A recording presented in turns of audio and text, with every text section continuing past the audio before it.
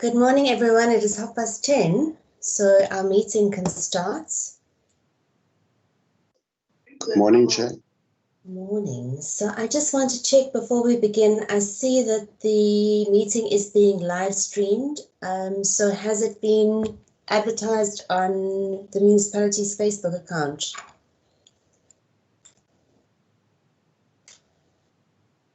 Dr. Skeppers, do you know?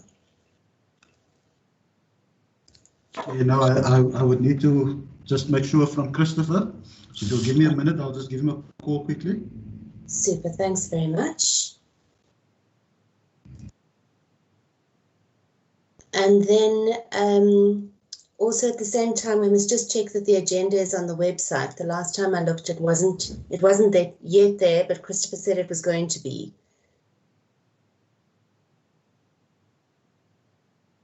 So committee will just wait to make sure that the agenda is being live streamed, the meeting. Lizelle? Good morning, Chairperson. The agenda is on the website. Oh, super. Thank you so much for that. Appreciate that.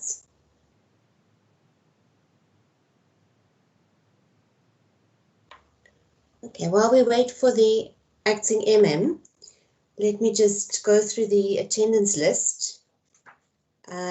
Welcome to everyone who's attending. Our members present, we should have Councillor Matiwani. Is he here?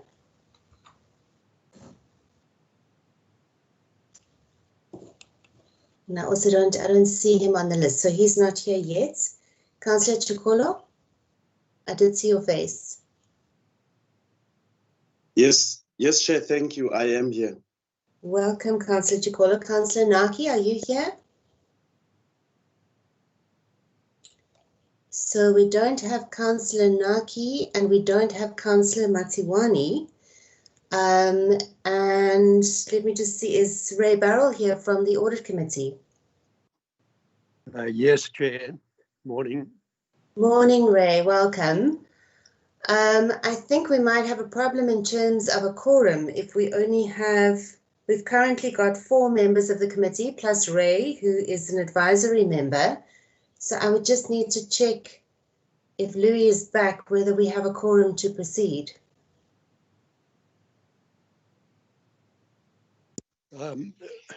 Chair, Ray here. Hi, Ray.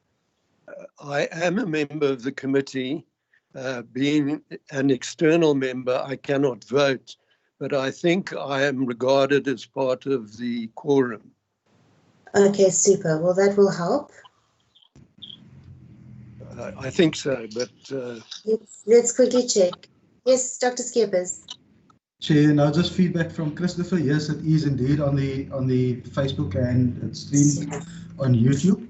The other question I now need to just get advice on. I mean, I don't have an immediate answer. So if you give me another minute, let me just. Sure. Thanks very much. I'll get back to you. Thanks. Thank you.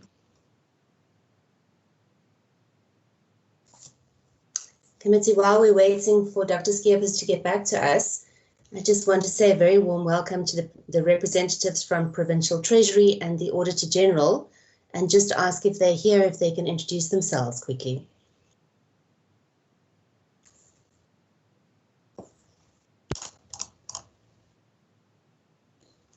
Melanie, I see your hand. Thank you, Chair. Thank you very much. Morning, everybody. Yes, my name is Melanie Jaffe, and I was the Senior Manager on the audit of Knysna, and I'll be the Senior Manager again on audit this year for the 1920 year as well. Super. Thank you very much. Welcome to Knysna, even if it is virtually. It's great to have you here. And then Faisal. Good morning, everyone. I am the manager on the audit of Knysna Municipality this year, and I was the manager last year from the Auditor General. Thank you. Thanks, Faisal. It's great to have you here. Thank you so much for joining us this morning. Louis, I see that you're back. Do we have a quorum? Chair, I'm going to rely on your legal knowledge. I'll read to you what the terms of reference is.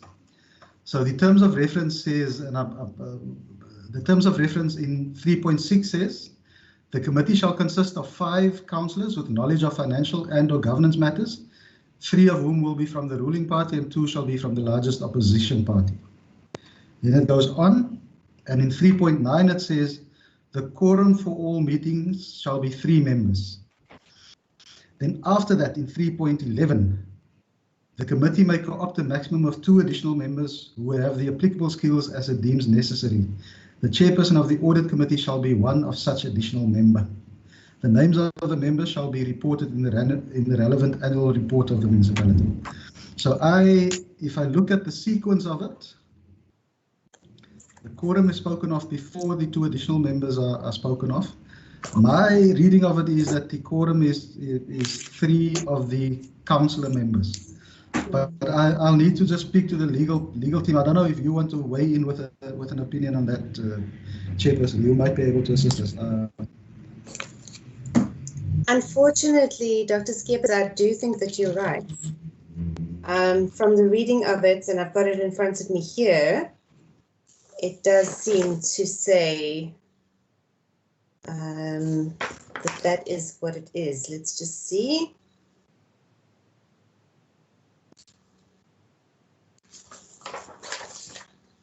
I think can we just adjourn for 5 minutes? I'm going to give Councillors Matiwani and Councillor Naki a call and see whether they won't join us, because then that'll solve our problem. I do want the meeting to go ahead. It was postponed earlier in the week. So can we just adjourn for 5 minutes, and I will phone them and see if we can get them into the meeting. Yes, Chair. I'll in the meanwhile speak to the legal department as well. Thanks very much. Thank you. Right. Thank you. Hi, Mbalelo. Morning, Chair.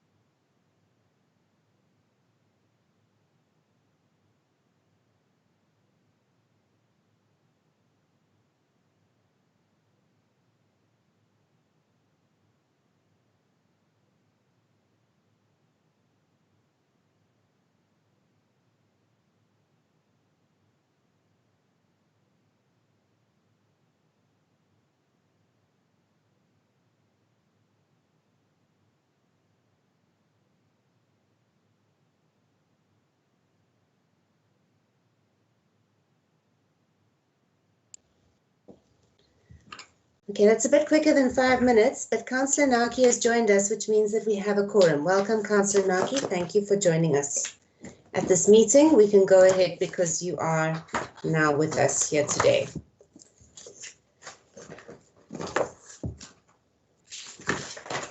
Okay, so members present, we have Councillor Wasserman, we have Councillor Naki, we have Councillor Chikolo. Councillor Matiwani is absent and he hasn't put in a request for leave, so he would be a member absent without leave. Other councillors present, can you just raise your hands if there are any other councillors present in this meeting?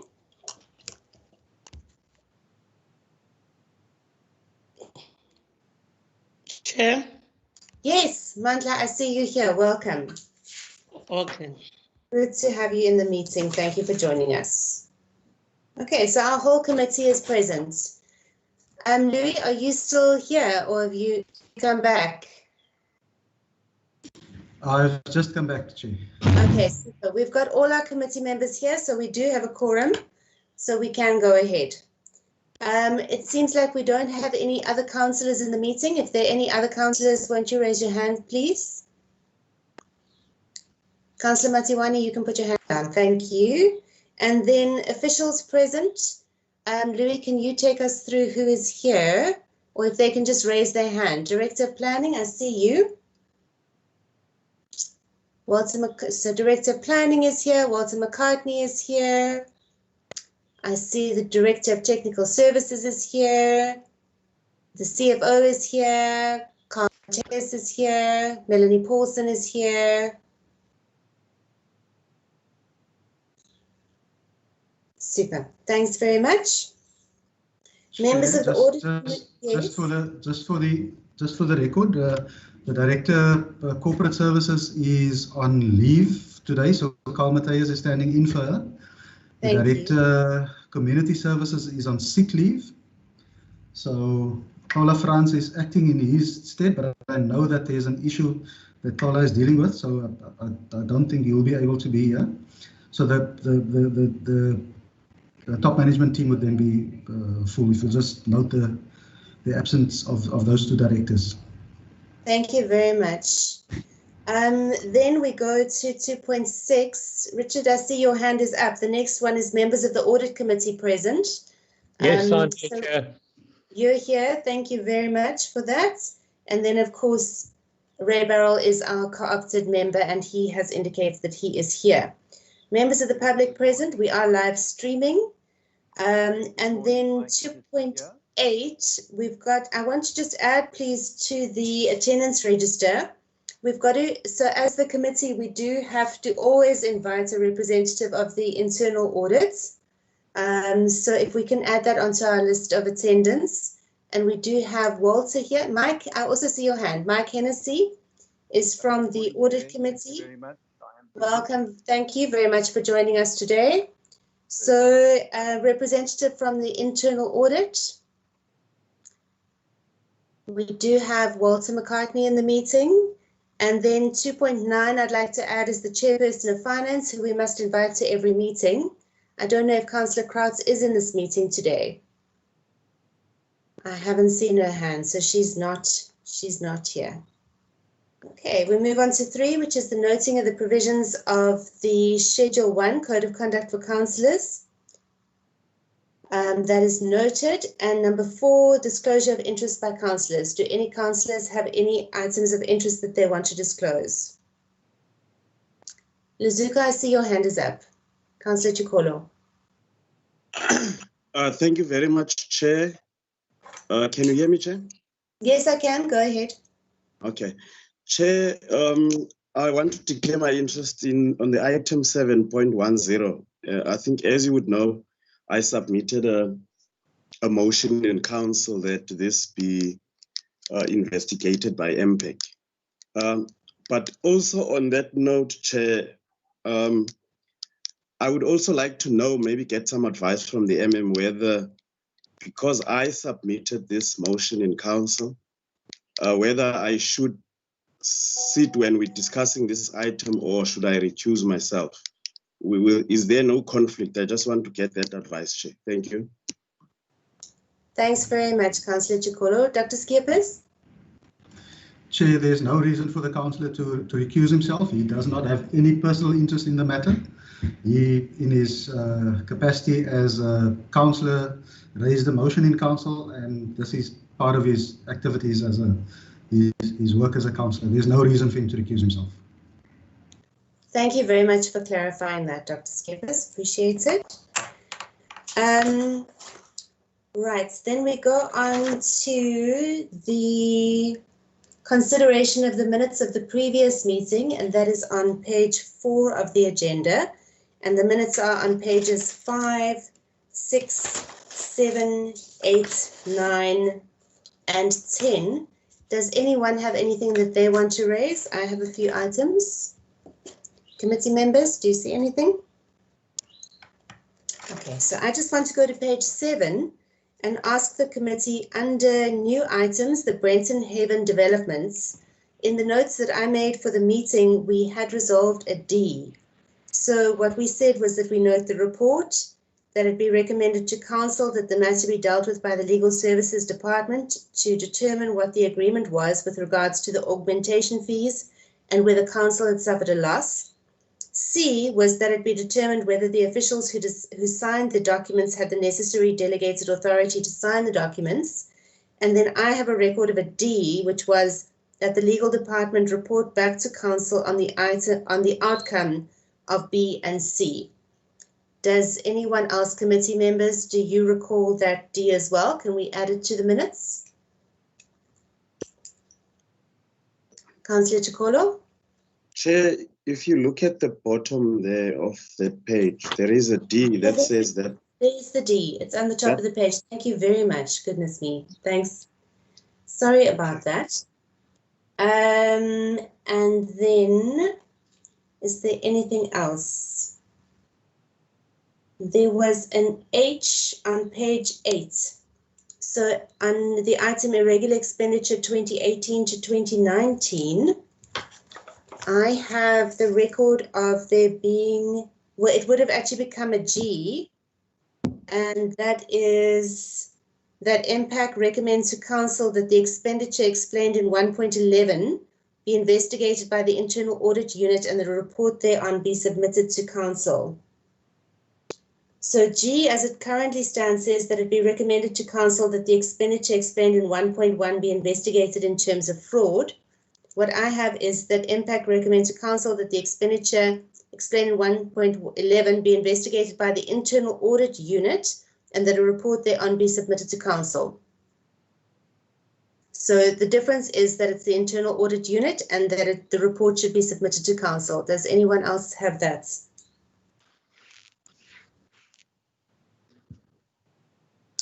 CFO? I have it like that, the internal audit must investigate, since it's got an element of fraud, and then report to council. I have it like that as well. Thanks very much, CFO. Dr. Skeppers? Chair, no, I don't have a recollection, but I wanted to say we would have to check the tape. But if the committee recalls it like that and you want to change the minutes, it's entirely up to you. Thanks very much. Thanks, CFO, for confirming. Committee, are you happy with that amendment? Agreed, Chair. Thank you. And then thanks, Councillor Matiwani and Naki. And then C of that same item, it's set out here in the minutes that MPAC request and recommend to council to certify the expenditure as indicated and explained in those points, be evaluated in terms of the regulation, and then I've got a record that it be that there be a report that comes to a special meeting of MPAC. So the C, as it is in our minutes, doesn't make provision for that report coming to a special meeting of MPAC. Does anyone else have that? CFO? The report is in this meeting, Chair, so yes. it should have that part that said the report must come. It is the other report. Thanks very much, CFO. And I do see the report. Thank you for that. Committee, can we make that change to C then as well, please?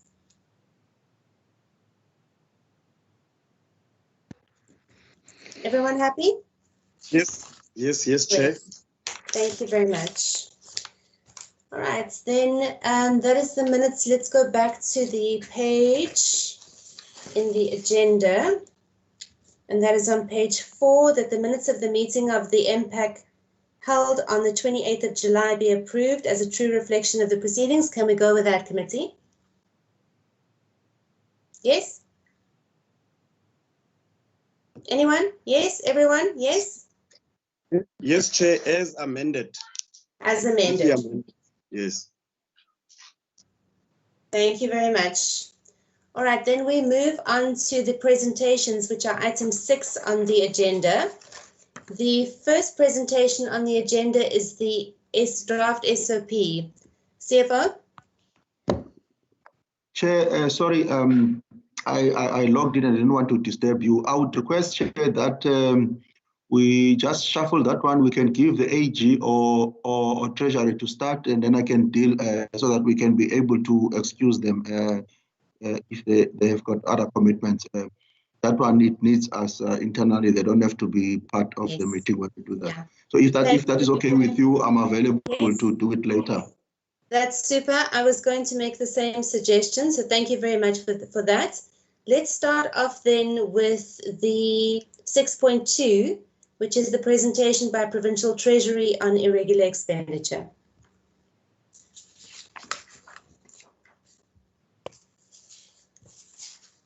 And then let me hand over, Melanie, that would be you. Dr. Skeepers? Chair, no, that would be Aziz Ardeen. That would be Aziz Ardeen. I sent him a message. I don't see him in the meeting. I sent him a message, but he hasn't responded. Let me just give him a call. Okay, super. Thank you very much. But then let's hand over to Melanie and Faisal, and they can start with the presentation by the AG. I would very much like, however, for Provincial Treasury to be here for that presentation, because that the conflict lies between two different interpretations, from Provincial Treasury on the one hand and the AG on the other hand.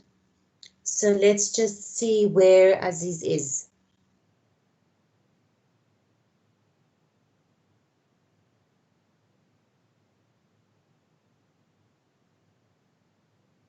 If he's not available, then we'll just go on with the Auditor General's presentation.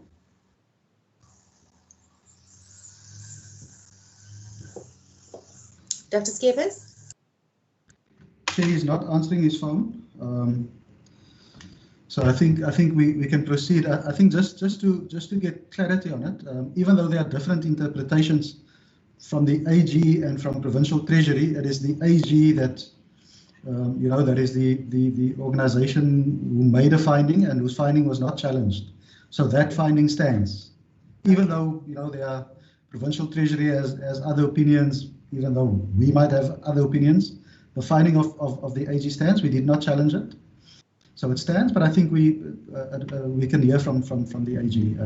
I just think it's important that we state upfront that this is not a challenge to their finding. The finding stands. It was not challenged when it was made last year.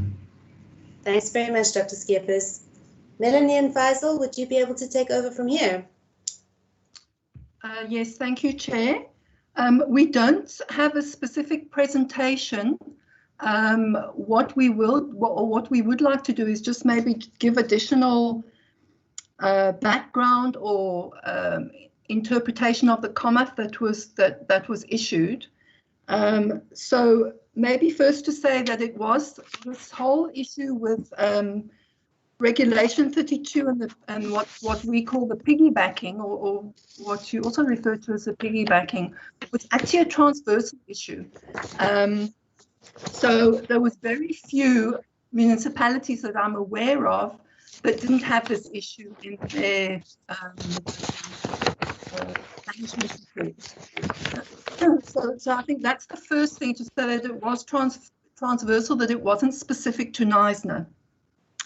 And really the background to how this happened, or how it came about, was that the Auditor General did do, our interpretation did change of Regulation 32. And that came about because National Treasury actually issued an MFMA circular 96, I think it was, in July 2019. And that also gave additional clarity on how these piggyback contracts were to be handled. And so because of that, we actually went, as an AG office, our technical division and our legal division, because it is quite a legal, it is about interpretation. I mean, you mentioned that in the beginning. So they went back, and our interpretation of how that regulation, or how piggybacking contracts should occur, changed. And it changed what we call retrospectively. So we went back in time. So if there were any piggyback contracts that were still active during our current audit period, which was 18-19, we would have assessed them in terms of the new guidance that we'd received from our technical, which went out to all audit teams, countrywide, not just Western Cape. It was countrywide. So I know that the communication of audit finding that was issued,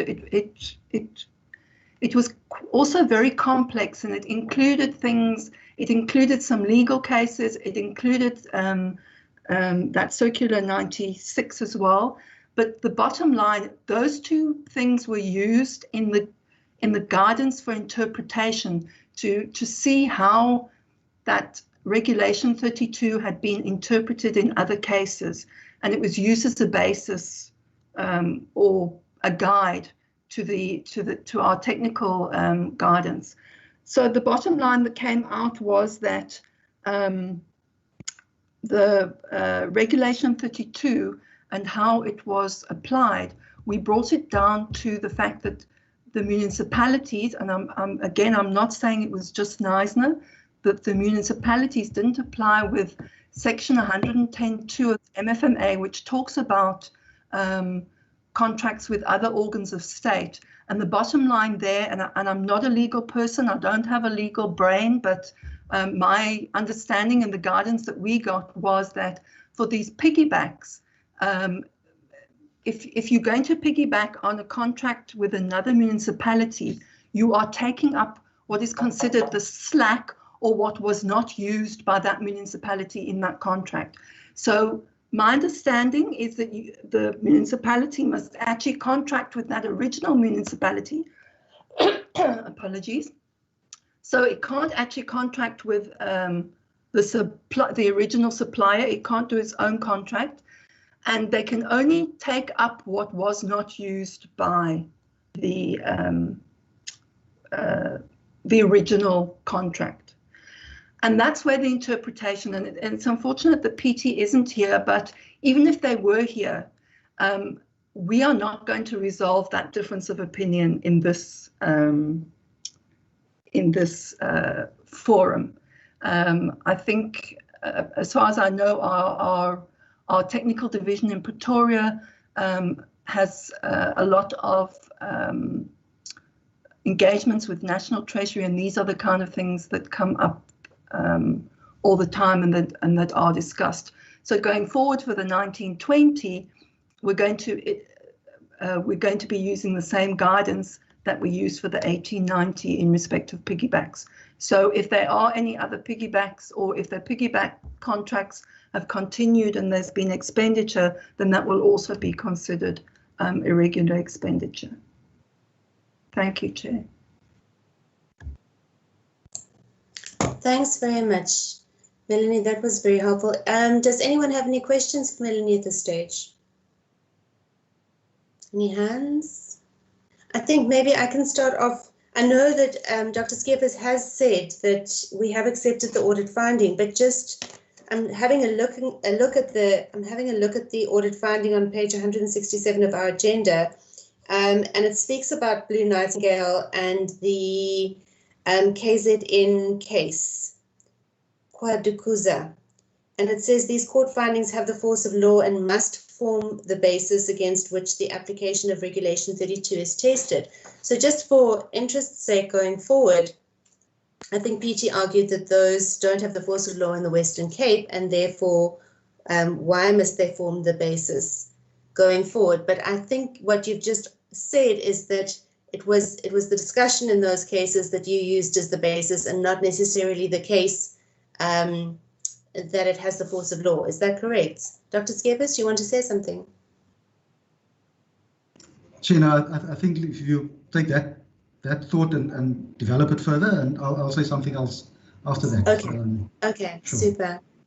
So Melanie, just for clarification purposes on that, it's not necessarily the fact that it must be enforced in the Western Cape, but rather the fact that the development of the argument in the cases is what you were relying on, or what you are relying on. Is that correct?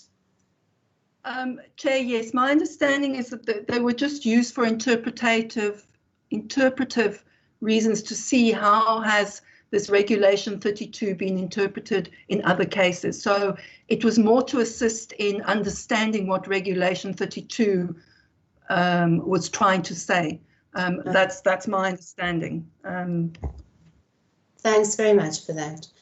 Acting MM, what did you want to say? Yes.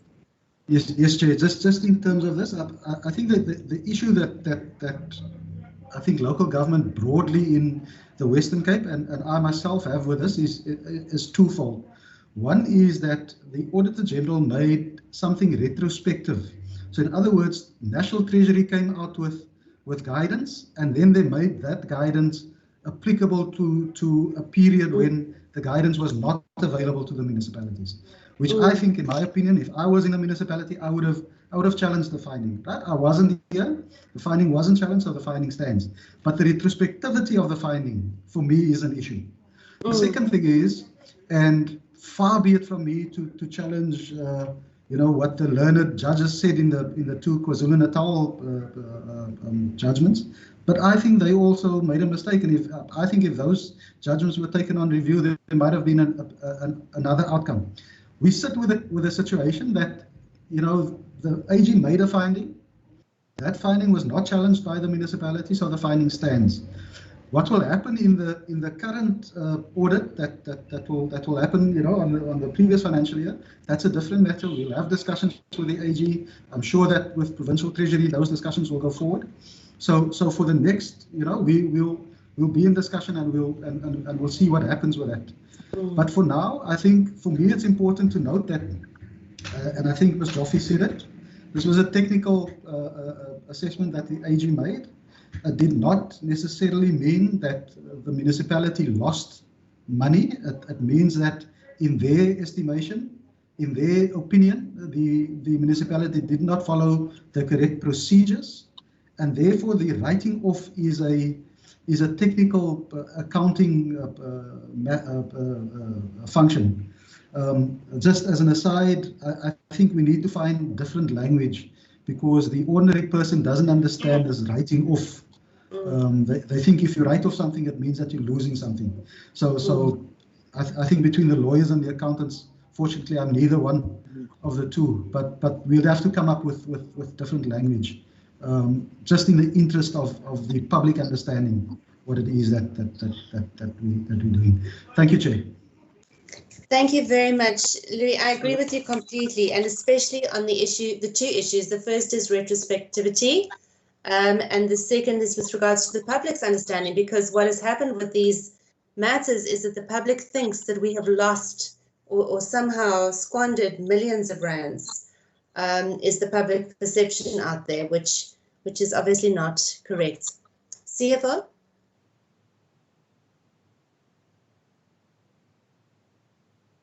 Mbalelo, your hand is up.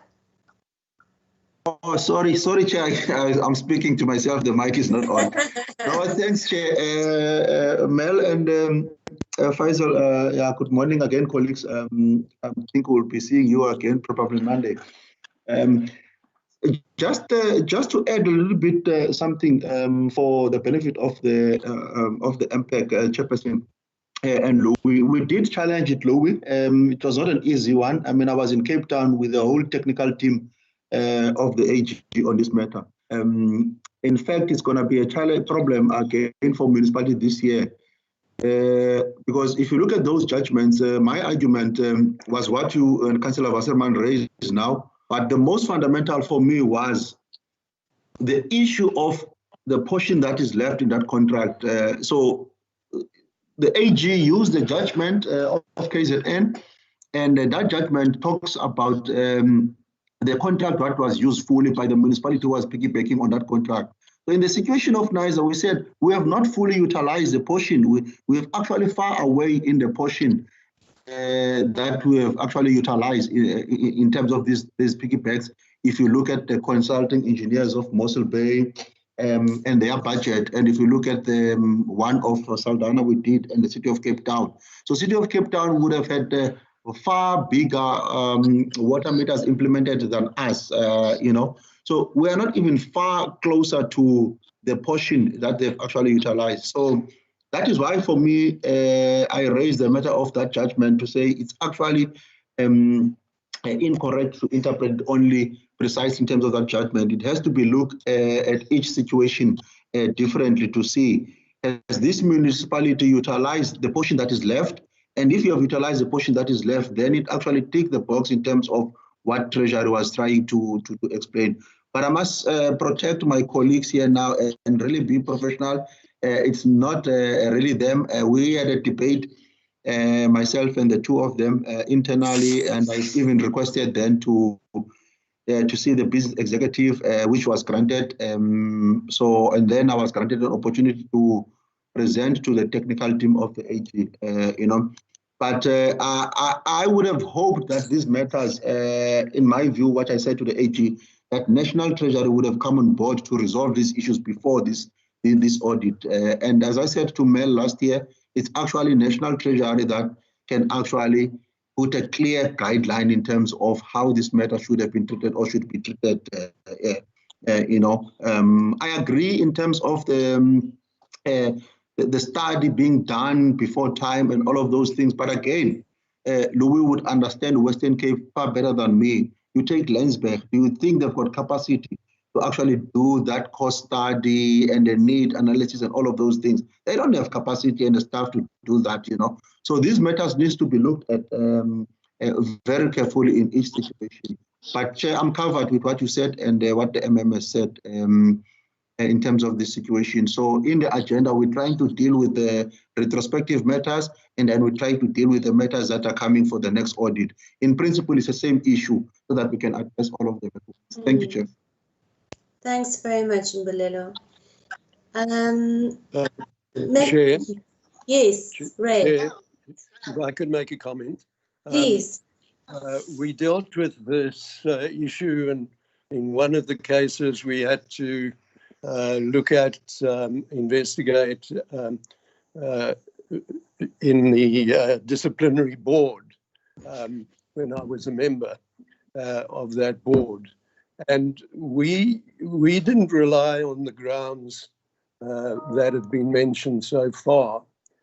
We relied on section 32 1C, which says there must be demonstrable discounts or benefits for the municipality or entity to do so, to engage in the piggyback contract. And as the AG pointed out in his financial management report, where the whole interaction between the municipality and the AG is set out in detail, they mention that apart from any other argument that is used, there was no form of analysis performed by the Knysna municipality to determine the cost savings, benefits, discounts that would be achieved by procuring from the contract, which is secured by the other organ of state. And we've relied on that shortcoming to find that the contract was irregular. That having been said, I agree fully with Louis in the issue of whether the amounts are recoverable, because that is a separate issue entirely. And I agree that we must find different wording. All the legal boffins and Parliament must find different wording to describe what actually happens. That there was no loss to the municipality. If that is the case, then of course the money is irrecoverable because there's no loss. Thank you. Thank you very much for that, Ray. Louis? Chair, I just wanted to report back on Aziz. He just sent me a message. It seems that the lines got crossed in the whole postponement of the meeting and so on. So he tenders his apology, and he says that if needs be, they can still give us a written report, which they've done before. So I don't think there's need for any more written. But he says if there's a need for them to present to the committee in future, they'll be prepared to do that, Chair. Thanks very much, Louis. As you've said, there's no need for a written report. I think we have everything from PT. So that's fine. I just wanted to you and Ray have both raised the issue of this, what the impact really needs to do is a technical assessment. The municipality didn't lose money, and the writing off is really a technical accounting function. I think that that's critical to emphasize. And I just wanted Melanie and Faisal, either of your input around that. Would you agree that that is correct? Chair, yes. I mean, as part of our considerations when we look at supply chain, and we're not experts, but we do it within the confines of our audit and our understanding. So we do look whether there was value for money, whether goods were received, and there was no finding on that. So I think from that we can then assume that you know, there was no loss, there was no financial loss from that. I think the value for money, maybe that's something as the impact, and maybe the CFO and the MM will be able to give more, you know, or give more confirmation to that. But as I say, there was no additional audit findings relating to that part of the assessment that we do. Just bear in mind that we're not experts. You know, when we assess, we do like a reasonability almost. Thanks, Melanie. Louis? Your hand is up still? Is it an old hand? No, I agree with everything that was said, and as we also say in other reports in front of impact, that when you consider recoverability of money, you know, you must also take the principle of enrichment into account. So we would have to be able to show that, you know, that the council lost money for, you know, before we can decide to recover from everybody else. So I think we're all in agreement as far as that is concerned. So I think it's probably fair for you to at this point to consider the item in front of you and make a decision. Thanks very much. Council. One quick question to Melanie before we let them go. The issue of retrospectivity, Melanie, about making findings that have retrospective application. Is that something that is fair on municipalities? It seems to me that we don't know what we're supposed to do if we haven't yet been told, and that it does have consequences for municipalities when there are these retrospective findings. So why does the AG do that? And are you going to carry, you know, is that something that you can do? Yes, Chair. Fortunately or unfortunately, I suppose, whichever side you sit on, it is something that we can do. The retrospectivity here relates to the fact that we believed that when we re-looked, based on the fact that we had additional almost guidance on this, when we looked, it was concluded that it should have always been like that. So then it was a case of we have to look back at the contracts that are still active during our period, albeit they were entered into previously, and that's what we mean by looking back retrospectively. There are a lot of accounting issues that we can look back retrospectively, so it's not an unknown concept for us as accountants or auditors. Okay, thank you very much. That does help. Committee members, is there anyone else who would like to ask a question of Melanie or Faisal while they're here? No? No? Okay. So thank you very much to you both. No? Okay. Thanks, Melanie. Thanks, Faisal. It's been very, very helpful for me to have you here. So thank you very much for joining us. We really do appreciate it. And I'm sure we will see you again in our Impact Committee meetings. So from us, thank you.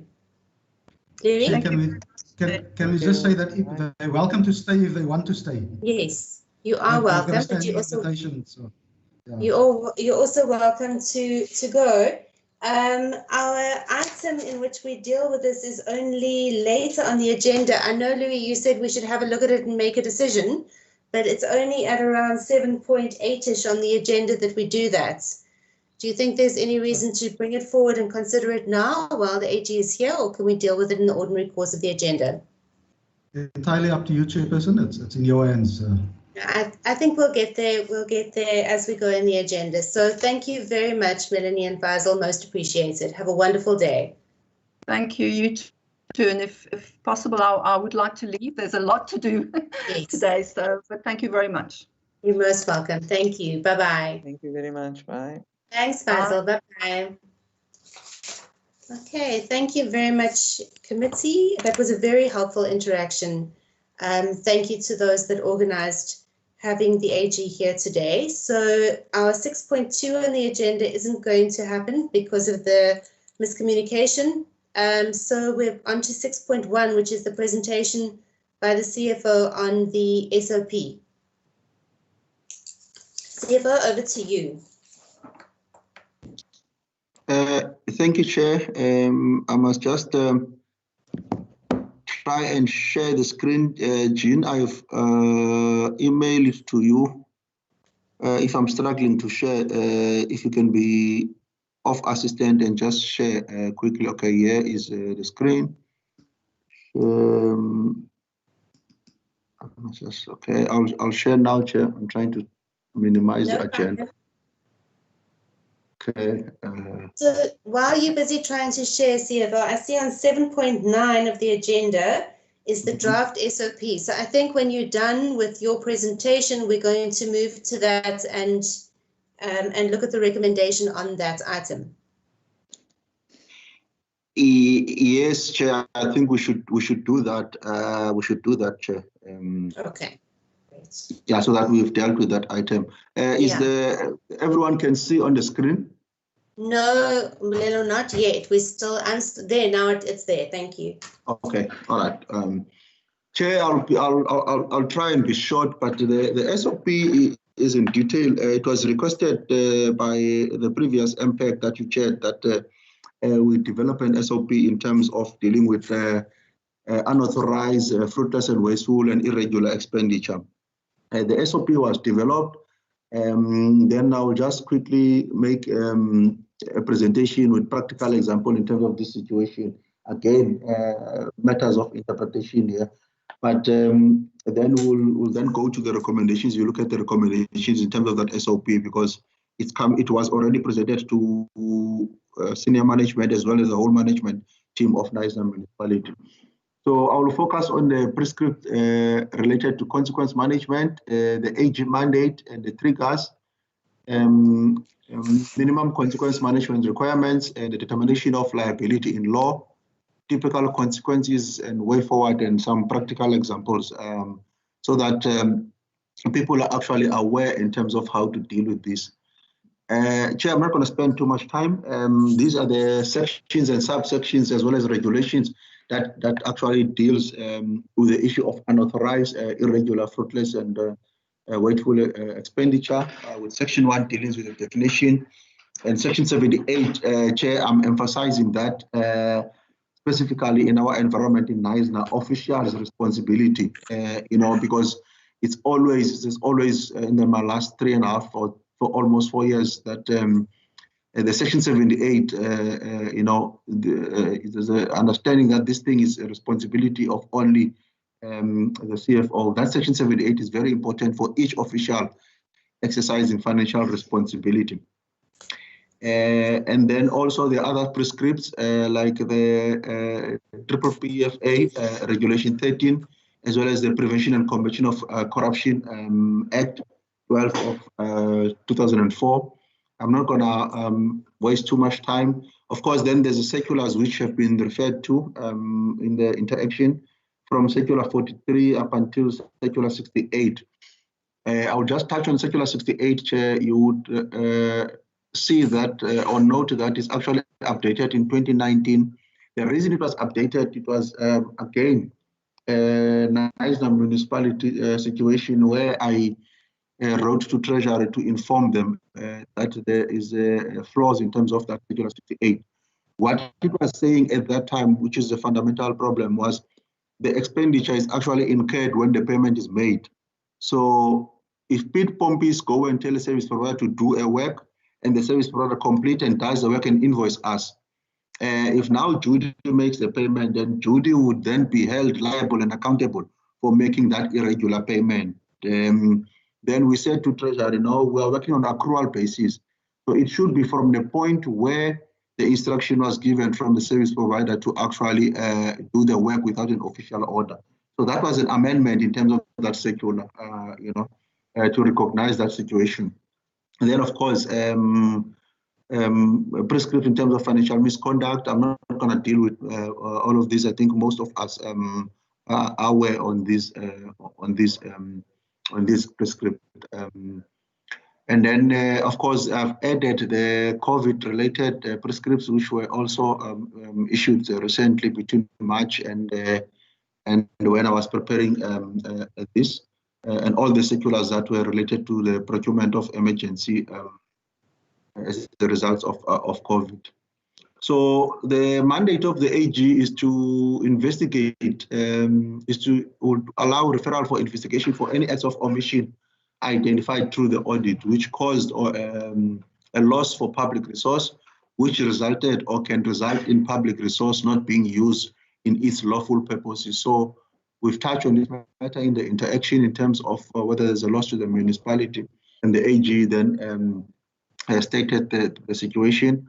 The AG can either ask the public protector to investigate or the Hawks to investigate, and they can also try to recoup the money if there's they've made a finding that there's a loss in that situation. And then the AG audit focuses on the supply chain, contract management, the payment, employees processing and payroll, asset and liabilities, revenue, and then the preventative controls that must be there in the organization will be tested, which those preventative controls looks at the responsibilities of senior management and their accountability, the accounting officer, the internal audit, and the audit committee in terms of the process. So these are the areas that the AG would always audit, and then look at the issue of material irregularity and poor audit, whether there's financial loss, cost, investigation, disciplinary processes. So as they would come, I think next week, they will also look at those disciplinary processes that have been ongoing in the municipality to see how far they are. So the triggers that requiring a form of consequences management, those are the issues in terms of the suppliers. There's always a fronting, collusion, influencing of tenders, misinterpretation, deliberately omitting information, fraud, irregular obtaining of information, and restrictive practice. And then with regard to personnel financial misconduct, that is dealt with in terms of Section 171 for senior managers, myself, all the other directors and the municipal manager. I'm not going to get too much into that. Other personnel. So what is very important in terms of this process is in terms of legal. Melanie said she's not a legal, but also I'm not a legal. But when you look at the issue of irregular, fruitless, and wasteful expenditure, the key words that are actually critical is whether there was disregard or failure to implement preventative controls imposed, lack of willingness to comply with the legislation. So it must be looked at, was it a lack of willingness to comply with the legislation? Is it perpetrated or participated in a negligent, deceitful, or otherwise discreditable practice, and all of those things? I'm not going to read all of them, Chair, and I'm sorry that they were sent late. Then I've attached again a screen in terms of the COVID. We know the investigations that are going countrywide in terms of COVID. So here is the process in terms of fruitless and wasteful expenditure. So the first thing is the discovery, that it must be discovered that there's potential or there is a fruitless and wasteful expenditure. And after it has been discovered, then National Treasury, Provincial Treasury, as well as Provincial Copter must be notified that there's a potential irregular expenditure or irregular expenditure that has been discovered. And after they have been notified, and then it must then be classified, looking at the legislative legislation to confirm that it is actually irregular, and then you validate it in terms of the process.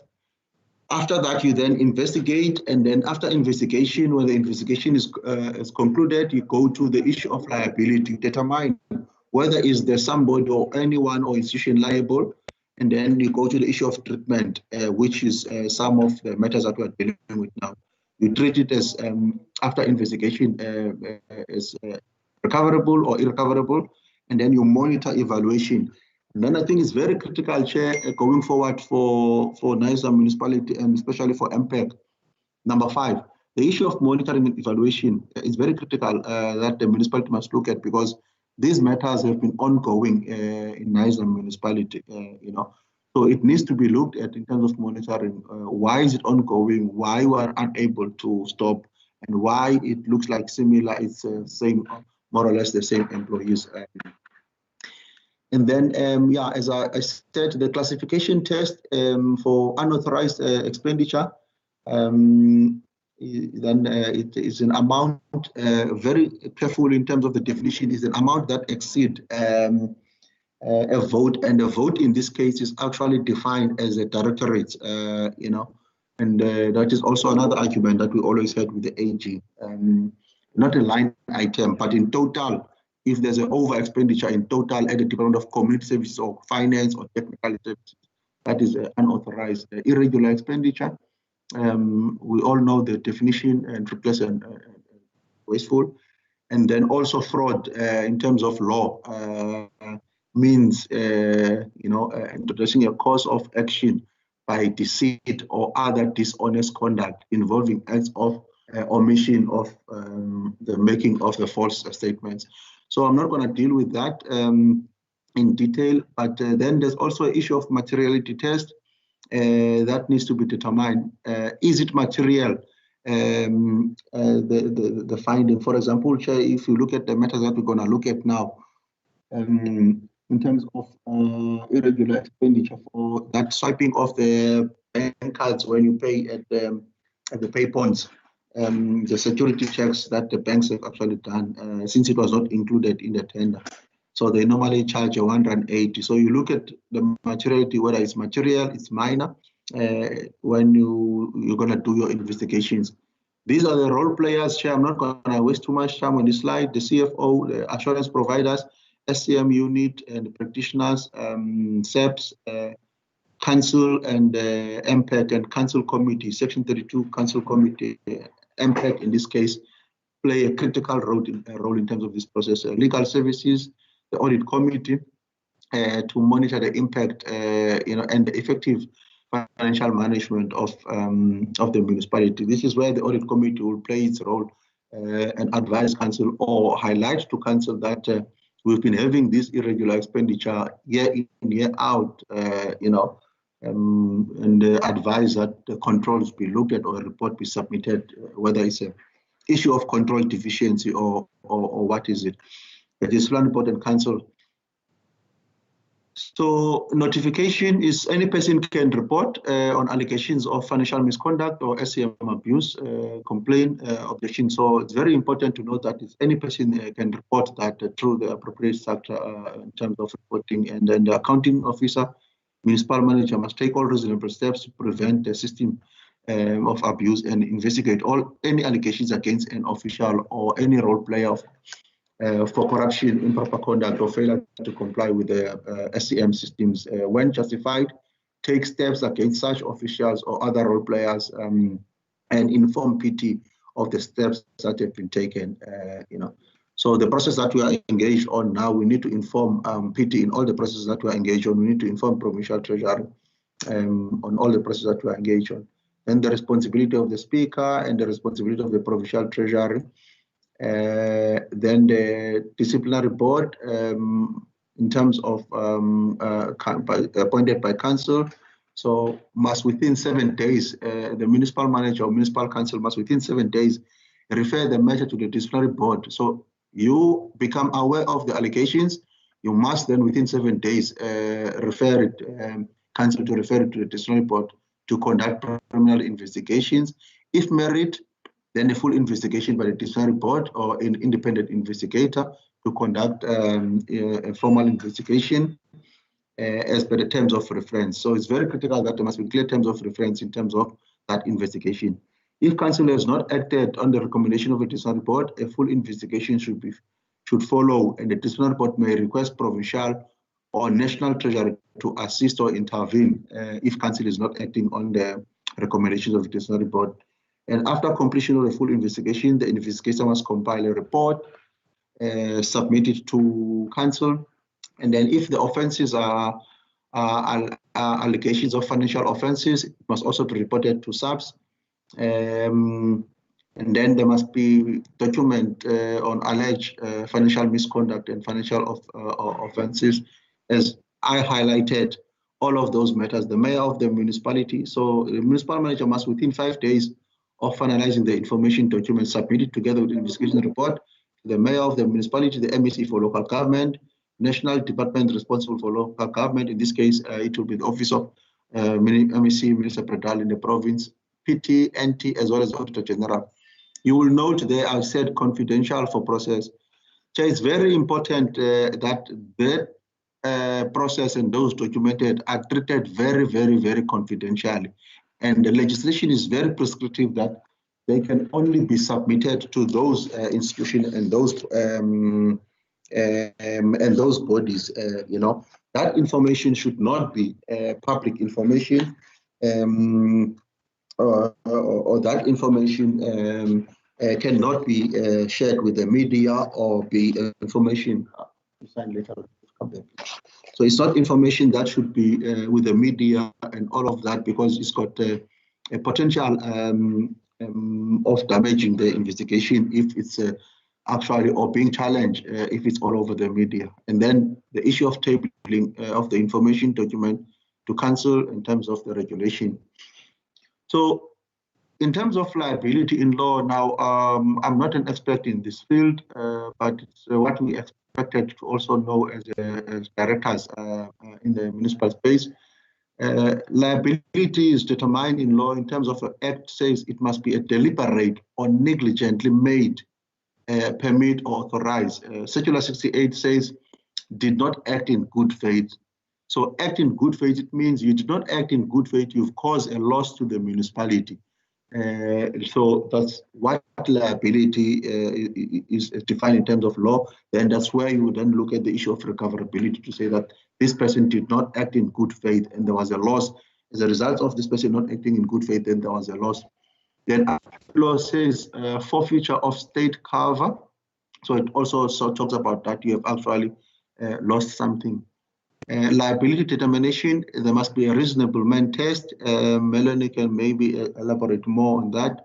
Through an investigation process and a labor process. It's very important that there must be an investigation process, and that investigation process and every process must follow proper labor processes that are applicable in the municipality. Then section 32, and after investigation process on recommendation of the disciplinary report, liability determination what. So it's law, how, what, so those are the processes. Then who, liability in law, and any official, the municipal disciplinary process linked to bargaining council collective agreements. So that's other municipal officials except the directors would then be through the bargaining council collective agreements. And then the directors is under the financial misconduct, as well as a disciplinary process that needs to be followed. Senior managers is regulated by Municipal Systems Act. Councillors is first the code of conduct and then the financial misconduct regulations. Then the suppliers is the anti-restriction that you restrict them, court corrupt activities determined by courts, and bid rigging. So those are the process in terms of determining the liability. So if an official sanctions, these are the things that we are grappling with in the institution. So that the municipal disciplinary board for formal officials and separate regulations for senior managers, they might determine that there's no action that needs to be taken, that there might be a verbal written warning, there might be recommendation for dismissal or demotion or relocating of the staff members from this section to that, recovery of loss, as well as criminal action that needs to be taken. So these are some of the sanctions that are available that can be put. So I'm going to skip this one. Is the sanctions for the suppliers. It's a straightforward one. We have to them inform National Treasury, and they can be listed on the National Treasury as suppliers who must be barred in terms of doing business with government. So this is really the mechanism. So as I've explained from the beginning, the first point is the discovery. Once you discover, then there must be detection, notification to all the relevant stakeholders, assessment of the situation, look at the materiality. Then there must be investigation, whether it's unauthorized, fruitless and wasteful, whether there's fraud element, whether it's an SCM approved. So it's got only those three elements. In terms of the investigation, you can say it's unauthorized, irregular, fruitless and wasteful expenditure, or it's fraud. Then it means the other processes, if it's fraud, in terms of reporting it to the SEPs and SIU, and the report confirms, the report must confirm that is fraud, and it must be investigated. There must be criminal or civil action in terms of that process. If it's irregular, fruitless and wasteful, then it needs to be updated in the register, appointed investigator, conduct the investigation, prepare the draft report and independent certification of the report. Then it goes to council. And then you also have to determine the liability in law for service providers and for officials. I've already highlighted how you determine that. Then you go to the treatment of the irregular expenditure. You determine whether it's recoverable, whether it's condonation. Condonation can only be done by National Treasury. Remember, council does not have authority to do condonation. Council can recommend, can only do a write-off after having determined that there was no loss and there's no fraud and it's not recoverable. Minimum content address treatment of irregular expenditure. This slide is very busy, but the key issue here, you have to look at each situation case by case. Is it a minor breach? If it's a minor breach, the supply chain policy make provision for rectification, so you can rectify that minor breach of the supply chain. If it's unauthorized, then we have to then take it to council for council to look at investigation, and after investigation, all the unauthorized irregular fruitless, they will go to the investigation and then consider for condonation or writing off or recovery, and then treat it in the accounting, which is in the financial statements in this case. You classify it then in terms of that process, and if council decided to write it off, then then you put it in, and then you take it out and report it in terms of that process. Process for the treatment of financial misconduct. I'm not going to deal with this too much. I think the disciplinary board and the audit committee much familiar with this situation, so it's covered also in the SOP. Notification, the recording, determination of liability, investigation, formal, and then the formal disciplinary process, and the report after finalization of a disciplinary process, and confidentiality of the process and officials, and then closure, monitoring, and evaluation of the report. So this is also a process. So what I've done here, I've actually split the processes. If you see this on the slide, it's a process for the treatment of financial misconduct. So there's a SOP and the process with the arrows that goes down in terms of what should be done. And then this one is the abuse of SCM process by suppliers. What needs to be done? It explains the process in terms of what needs to be done. And then consequence management, the typical template, it must have a notification form, a case file, cover form, a checklist form, then the register, and all of those processes in terms of that the classification and reporting of the abuse, and check the declaration of interest, whether there was a declaration, by the official or whoever that is being investigated, whether they did declare their interest in terms of the processes. I'm not gonna deal too much in terms of this. So I'll just focus quickly on practical example so that I can close off in 2 minutes. I've taken too much time, I think. So let's do quickly this practical example together. So if a municipality upgrade its wastewater treatment works during the COVID-19 pandemic period using its emergency procurement mechanism as per Regulation 36(1) and use disaster management grant funding for this purpose, then the AG finds that it does not relate directly to the COVID-19, the expenditure is irregular. What do you do? Yeah. So these are the things that you have to look at, and you then investigate.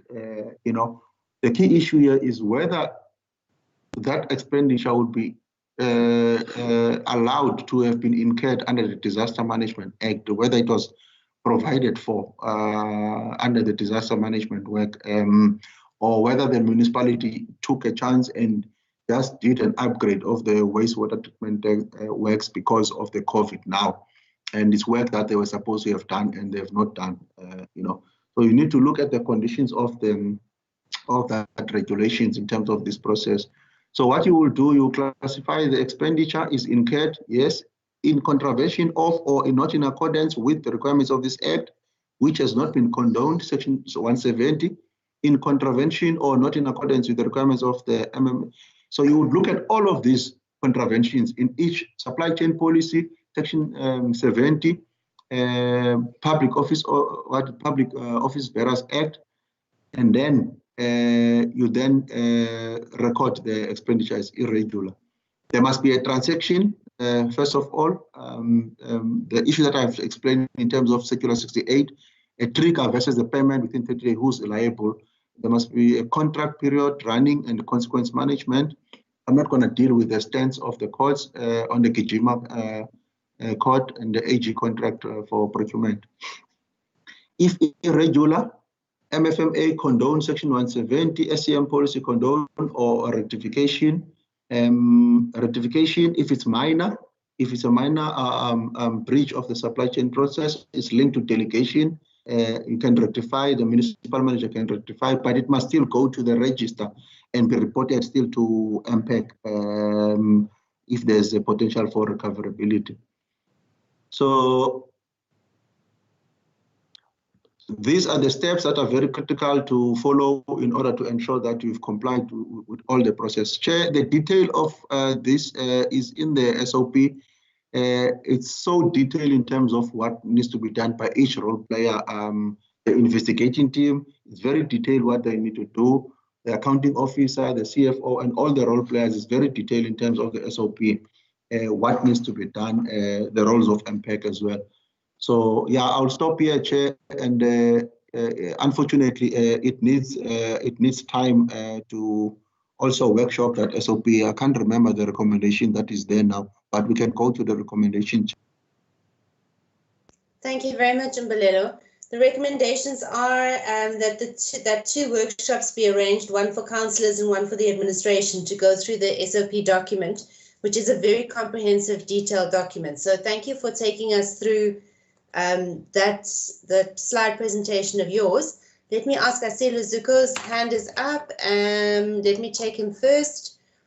Although, Louis, do you want to quickly say something before Luzuko? Chair, I just want to draw your attention to the fact that the page numbers on your agendas are wrong. So no, I've noticed that. Jali's sending out, she might have sent it out already, new agendas with the correct page numbers. Okay, we'll work with it. Thanks. Luzuko? Yeah, no, Chair, I wanted to say my 7.1 is 7.0. So I also want to say that. Okay. So we link it correctly Chair. Thanks. Yeah. In terms of the agenda, what seems to be wrong is the table of contents. So in the agenda itself, this item is 7.1, and then all the items move down until you get to 7.10. So then 7.9 should be 7.1. So all the items just move down, but we'll change it as we go. CFO, your hand is still up? No, it's an old end, Chair, except that on the recommendation, Chair, the presentation has already been done to senior management as well as all the managers of the municipality. So the workshop now have to be done for council. Yeah. Okay. I spoke to Frederick to do a separate one for the SCM officials who are not part of management, that they can also be done this presentation to them. Thanks, Chair. Okay, so what should be read? That 2 workshops be arranged or just one that we actually need to resolve here? Yeah, Chair, we can note both of them. What is critical is that council resolve that workshop, but the MM has actually arranged that first one being done, so it's already done. So we can resolve for both of them, so that the resolution does not read that it was only workshop for councillors and the officials claim that there were never workshops. So it must be resolved that they are also workshop. But I know the MM actually said it was critical at that time. So we've already dealt with that. Thanks, Chair. Thanks very much, Mbalelo. Firstly, does anyone have any questions? Louis, yes? Chair, what I propose is that we change that recommendation to say that impact notes that the officials has already been workshopped. Okay. That the officials have already attended a workshop. And then C would be what, just that a workshop be arranged for councillors. And then C would become D. So what we would have then is that the draft SOP as requested by MPAC be noted. B would be that MPAC notes that the officials have already attended a workshop on the SOP. C would then be that a workshop be arranged for councillors to take them through the draft SOP document. And D would be that after the workshops, the draft SOP document be approved by the delegated authority. Is that correct, Louis? Yes, Chair. Okay, super. Does anyone have any questions before we approve these recommendations? There are no questions. So, committee, can we approve the recommendations as amended? Yes, Chair, we move. Thank you. I just want to let everyone know that Councillor Matiwani left the meeting. He's got terrible headaches. We still do have a quorum. And I would also like to welcome Councillor Krautz, who has joined us in this meeting. I just want to get from a practical point of view, Louis, now that we've resolved this as MPAC, does this have to go to council to resolve before the workshops will then be arranged, or the workshop will then be arranged, or can the administration request directly from the Speaker's office to start organising the workshops? How does it work in terms of procedure? I think the correct procedure would be for council to resolve it. Okay. But we can ask the Speaker to take an item to council now for the October council meeting. Please, thank you very much. That'd be great. Thank you very much. Okay, so we've gone with that recommendation, and we then move on to we're changing to item 7.2, and it will be 7.2 is on page 103 of the agenda. And that is irregular expenditure on T36 of 17 of 18, as disclosed in the 2018-2019 annual financial statements, MPAC 02/08/2020. So, CFO, do you want to just take us through this before we go to the recommendations? No, thanks, Chair. I thought the MM would protect me. Okay, no, sorry. Chair, thanks. No, it's correct, Chair. I'll do that. But I want to emphasize, Chair, what has not been happening, and perhaps we will speak on it later on. Chair, if you look at generally all of this irregular expenditure, and this SOP situation would assist, it is already in the supply chain policy because it's supposed to be an investigation within that directorate, But unfortunately, I come at the end because we're preparing financial statements and we have to have a report on how we address them. So going forward, it should be each directorate reporting on that irregular expenditure that is actually acquired within that directorate. But I'll take you through, Chair, because I've got background and information in terms of this matter. So yeah, before I continue, I'll allow the acting MM. I see the hand is up before I continue.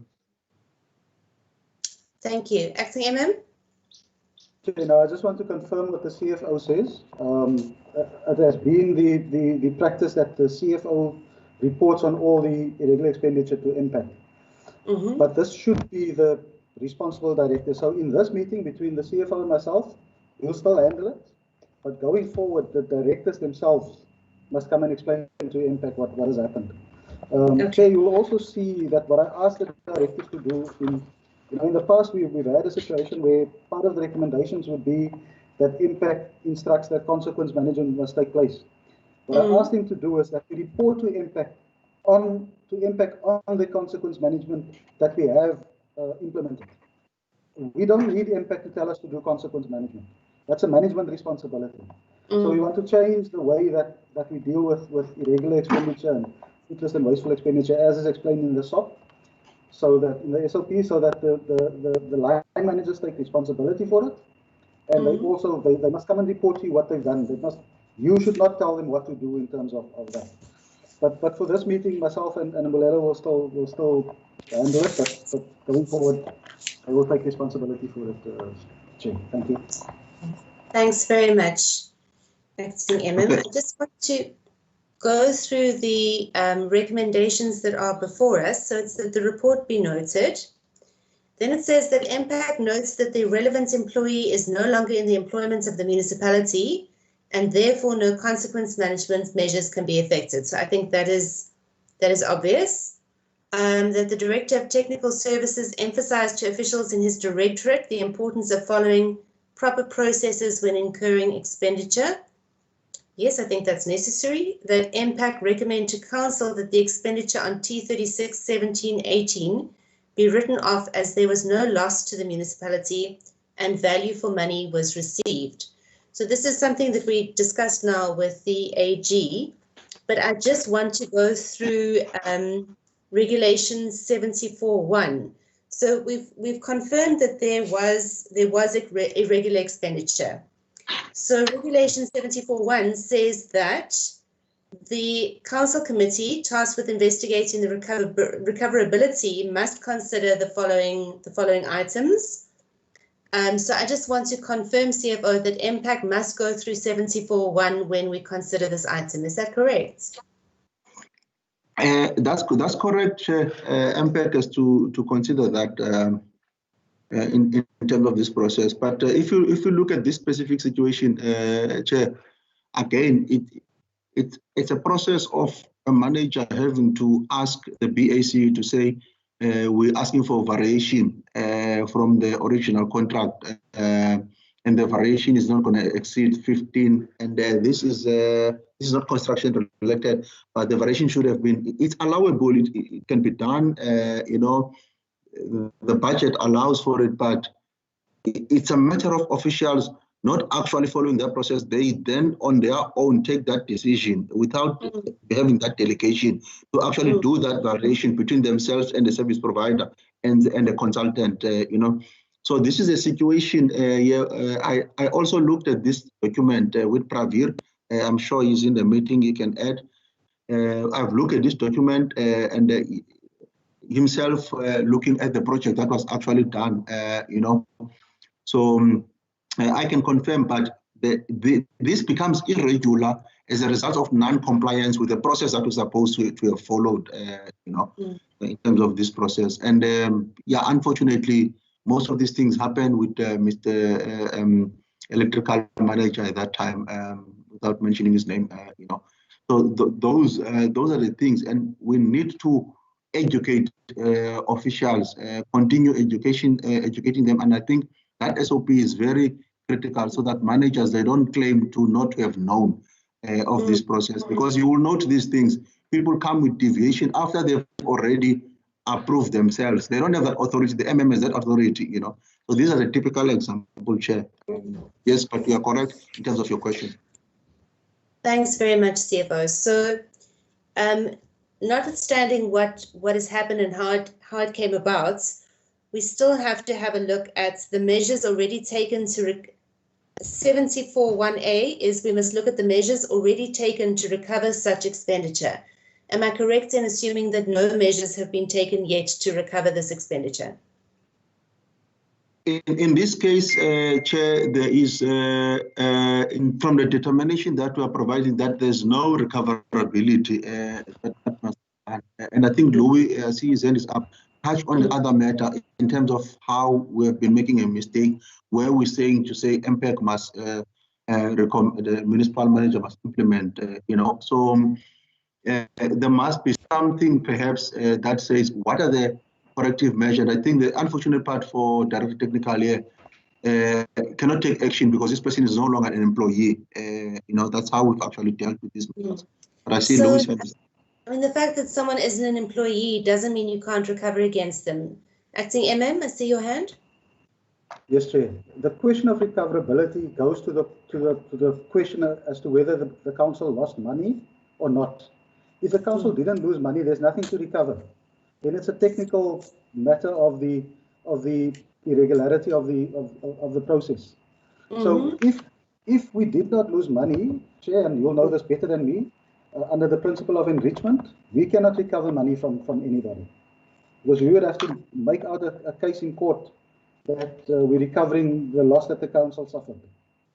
So where there's a determination that we did not lose money, but that there was a technical, you know, the people, as the CFO now explained, didn't follow the correct process, then there is no question of recovering money. No, thank you. Thanks, Acting MM. I do understand that, but I want to be sure that MPAC has done what it's supposed to do in terms of Regulation 74.1. So when it says the measures already taken to recover such expenditure, because of the fact that we didn't suffer losses, then there's nothing to recover, if I'm understanding correctly. And then C, the estimated cost and likely benefit of further measures that can be taken to recover such expenditure, we're saying that it can't be recovered because we did not suffer losses. Is that correct? Correct. Yes, Speaker. Chair, sorry. Super.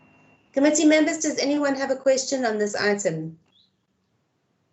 Is everyone happy with the explanations that have been given? I don't see any hands. Can we go with A, B, C, and D of this recommendation? Yes? Yes, Chair. We can move. I hear Councillor Chair. Councillor Naki. It's a yes. Thank you very much. So we go with A, B, C, and D of that item, and we move on to item 7.3, which is on page 107 of the agenda. It's a similar item. Chair. Yes, Acting MM. No, see, it's me, CFO, Chair. Actually, Yes, CFO, but I also want to say something. Yeah. Okay, who's first? Let me start before my boss, Chair. Chair, this one again is an issue of not following the process where the money from the province was provided, and only an issue of variation was supposed to be applied before time. What makes this one worse, Chair, is the fact that again in the following year it happened. You know, from the previous year. It was reported as irregular. Official was informed, but again, the following year they do it. They continue with the service provider to do the work without actually applying for that variation. So you will see for 2018-19 is 86,000. The following year it's 2019 it's 174. So it's about 304 in total. And this one I did engage with the Director of Community Services and also looked at the information with him. I think we said that I think there must be consequences somewhere, if I'm not mistaken. Yeah, I think there must be consequences here.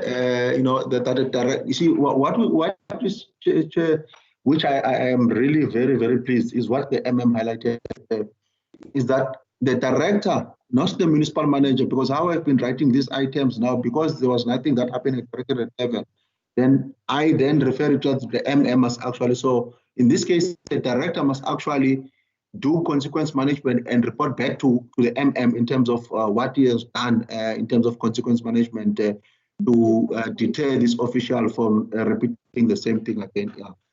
Thanks, Chair. But also again here, the work was done. The work was confirmed by the director that it was done. I was not on site, but the work was confirmed that it was done.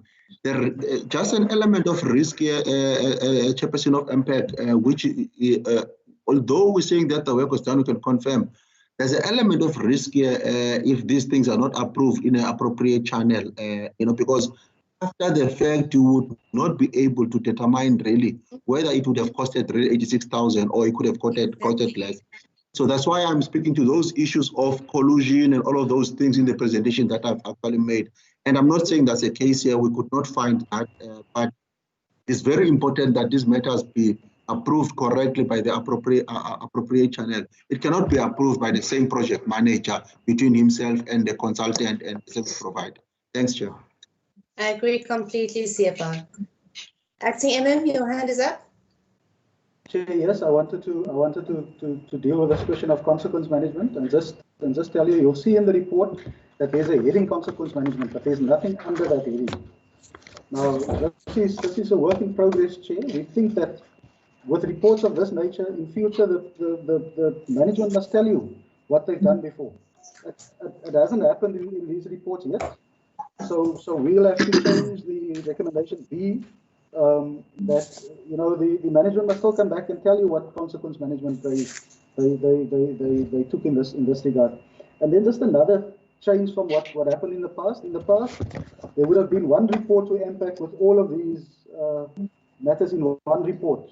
We've now decided to bring each one of them individually, so that we can have individualized resolutions of impact on these different ones, So just so that impact notes, the difference to what we've done in the past as to what we're doing now.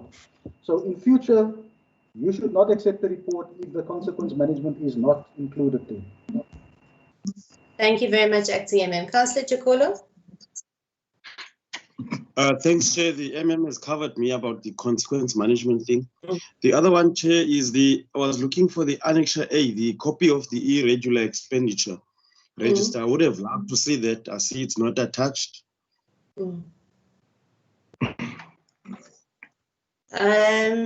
Yes. So, MM, where is the irregular expenditure register 2019? That should be annexed to this. Yes, Chair, that's clearly a mistake. I'll ask Bolelo if you can just circulate that, please. Thank you. Chair, no, Chair, if you look at page 106, it's actually all those contracts, those tenders there. But I think we made only a copy for that one. But I'll circulate on Excel so that you can see it properly. Apologies. CFO, please, because that little table on page 106 is impossible to read. Okay. Now I'll circulate on. Now I'll circulate on Excel, Chair. Just now in terms of that. Sorry, Louis, through you, can I just request just for clarity, because I think I'm covered with what the acting member said. If you look at these items now, maybe we should have a recommendation that speaks to all the issues of consequence management in the last 3 years.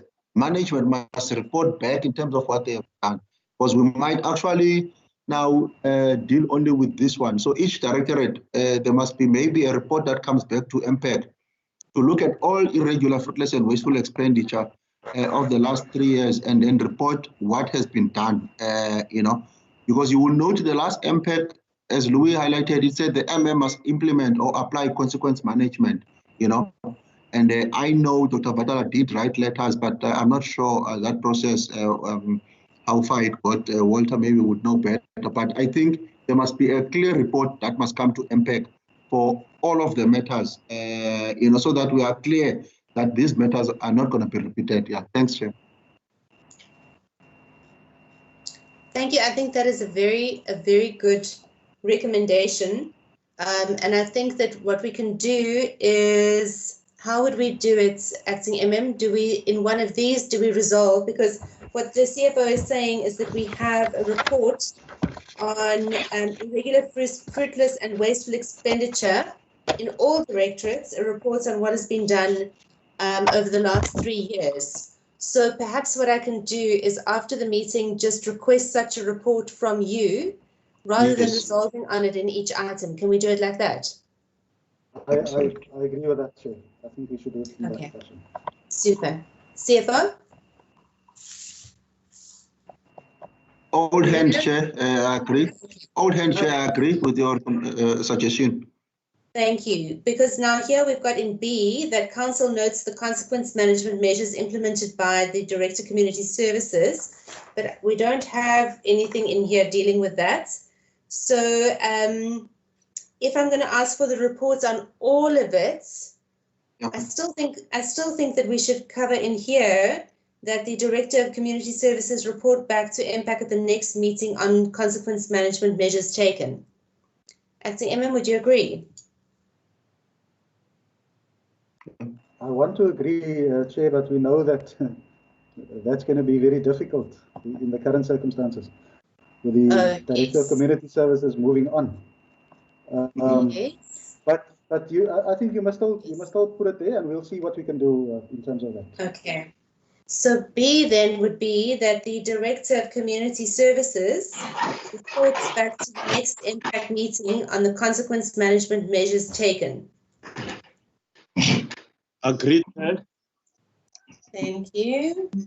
And can we then go with A, B, C? And before we go to that, I just want to confirm that in terms of Regulation 74, A, B, C, and D, we note that the municipality did not suffer losses and that this amount is therefore not recoverable.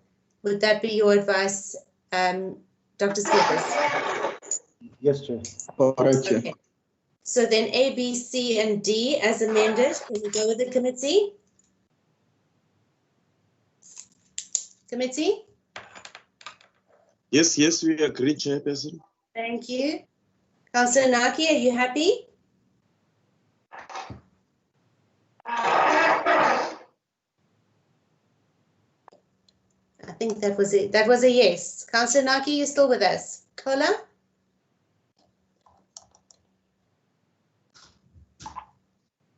Kola, I see your hand.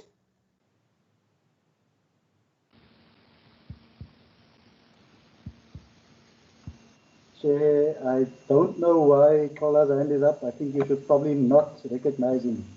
Okay, on this matter. all right then. Okay, thanks very much. We then go with that as amended.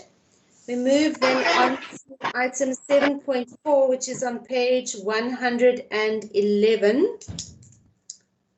So that was 7.3. We're moving on to 7.4. That is irregular expenditure on T60 2017-18 as disclosed in the 2018-19 annual financial statements, MPAC 0208-2020. And the purpose of this report is to report regarding irregular expenditure for tender T60 2017-18 and to request MPAC to resolve to recommend to Council to approve the expenditure as irrecoverable.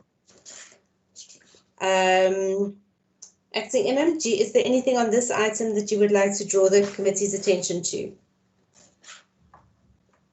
Chair. Sefa, yes.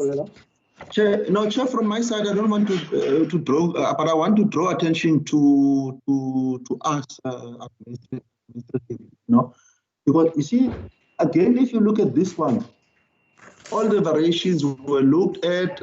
I also verified them, but if you look at this,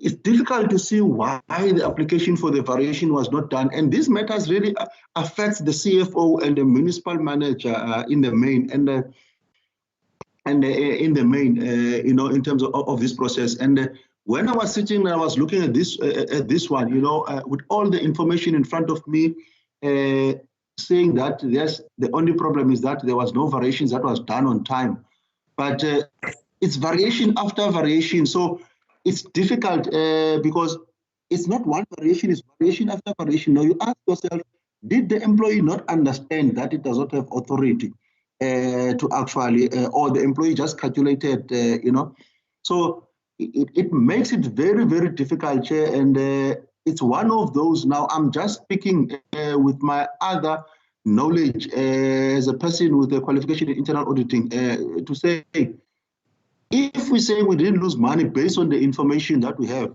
how do we really know that there's a potential of collusion between an employee, the consultant, and the contractor on this matter? Because the problem here, the person that is more accountable is the CFO and the accounting officer. But the information was never then filtered through for the accounting officer to make a decision. But again, Chair, I've evaluated all of this information. I was given all the information. I have looked at it. I was not on site in terms of the pump. Also, I would not know if the pumps really added or not added, but the director technical would be the expert in terms of that. He has looked at the information. We have not lost money, and I think this is something that we are going to grapple with. In terms of saying we have not lost money, but it is so difficult with the information after the fact to really make that a firm confirmation that we have not lost money. The work was done, but have you done it in terms of that value? And this is always the one that is difficult. Should you have paid 10 Rand or now you've paid 8 Rand? That's the one. But as I said, Chair, I've looked at the information, so I'm happy with the recommendations. Yeah. Thank you, CFO. Councillor Chikolo, I see your hand. I also want to ask the Director of Technical Services. I see there's a recommendation C, and that is the Director of Technical Services emphasized to officials in his directorate the importance of following proper processes when incurring expenditure. And I want to ask the Director of Technical Services, why is it that the officials in your directorate do not understand the importance of following proper processes? So if you can answer that after Councillor Chikolo's comment or question. Yes, Councillor Chikolo? Yeah, thank you, Chair. Chair, I think it is important in light of what the CFO has just said now that we maybe as a committee do some site inspections on these things and satisfy ourselves about the delivery of these products. So I would suggest, Chair, that we do a site visit and yeah, maybe not write it off now, but go and look at these things with the director, and he must explain to us how these things went. So I would suggest that, Chair. Thanks. No, I agree with you. Thank you very much, Councillor Chikolo. Director Technical, Praveer, would you like to answer in terms of the officials and their understanding of the proper processes? Thank you. Yes, Madam Chairperson. I think it's clear that this processes or these irregular expenditures that were incurred occurred before I arrived. And I think one of the big problems that we had was the structure that we had within the technical services department was incomplete. So at some point there was no director within the department. So there was somebody who was in an acting capacity, as well as there wasn't a PMU manager. So in terms of the processes that needed to be followed, I think the people that were responsible for ensuring that these processes took place were not in place within that directorate. Having said that, that's not an excuse. These processes should have been followed. I think the variation orders are simple and straightforward. What was required and what needed to happen on site, there's no question about that. It's just that the process that needed to be followed was not followed. And I think it's a matter of finger pointing because there wasn't a completed structure. And this is what happens sometimes when we don't have a full complement of staff and people taking full responsibility. So like I said, since I've arrived, we've now filled the post of Director Technical Services. We've got a PMU manager in the post, and we've allocated proper roles and responsibilities for for who needs to do what within the directorate. And I think we've managed to resolve these issues. Thanks, Madam Chair. Thank you very much, Praveen. Louis? So just another observation that I've also made is, and this is organization-wide, there does not seem to be an understanding, or we're working on it now, telling people about this, that you must have an empowering provision for everything that you do, so that people understand that, you know, even if you're an engineer, even if you're an accountant, you work in a local government space, and therefore there must be an empowering provision. So you've got to go and look at what the empowering provision is, whether it's a delegation, whether it's legislation, regulation, whatever it is. So it seems to me, this is my observation, that people just do things without looking, you know, what the law, whether it's local law, policy, whatever, that you know, that they should be following. But that we're working on, we're getting people to understand that, and there is movement on that. But I think some of this, you know, it's old stuff, but it comes from that not understanding about the, you know, the role that empowering provisions play in the work that all of us do in local government. So we're working on that, Chair. I've seen some improvement on it.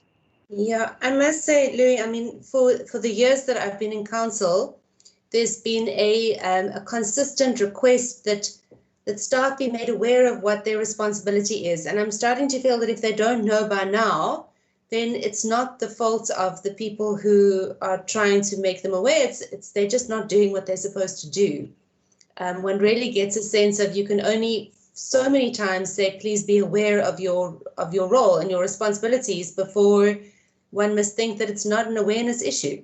CFO?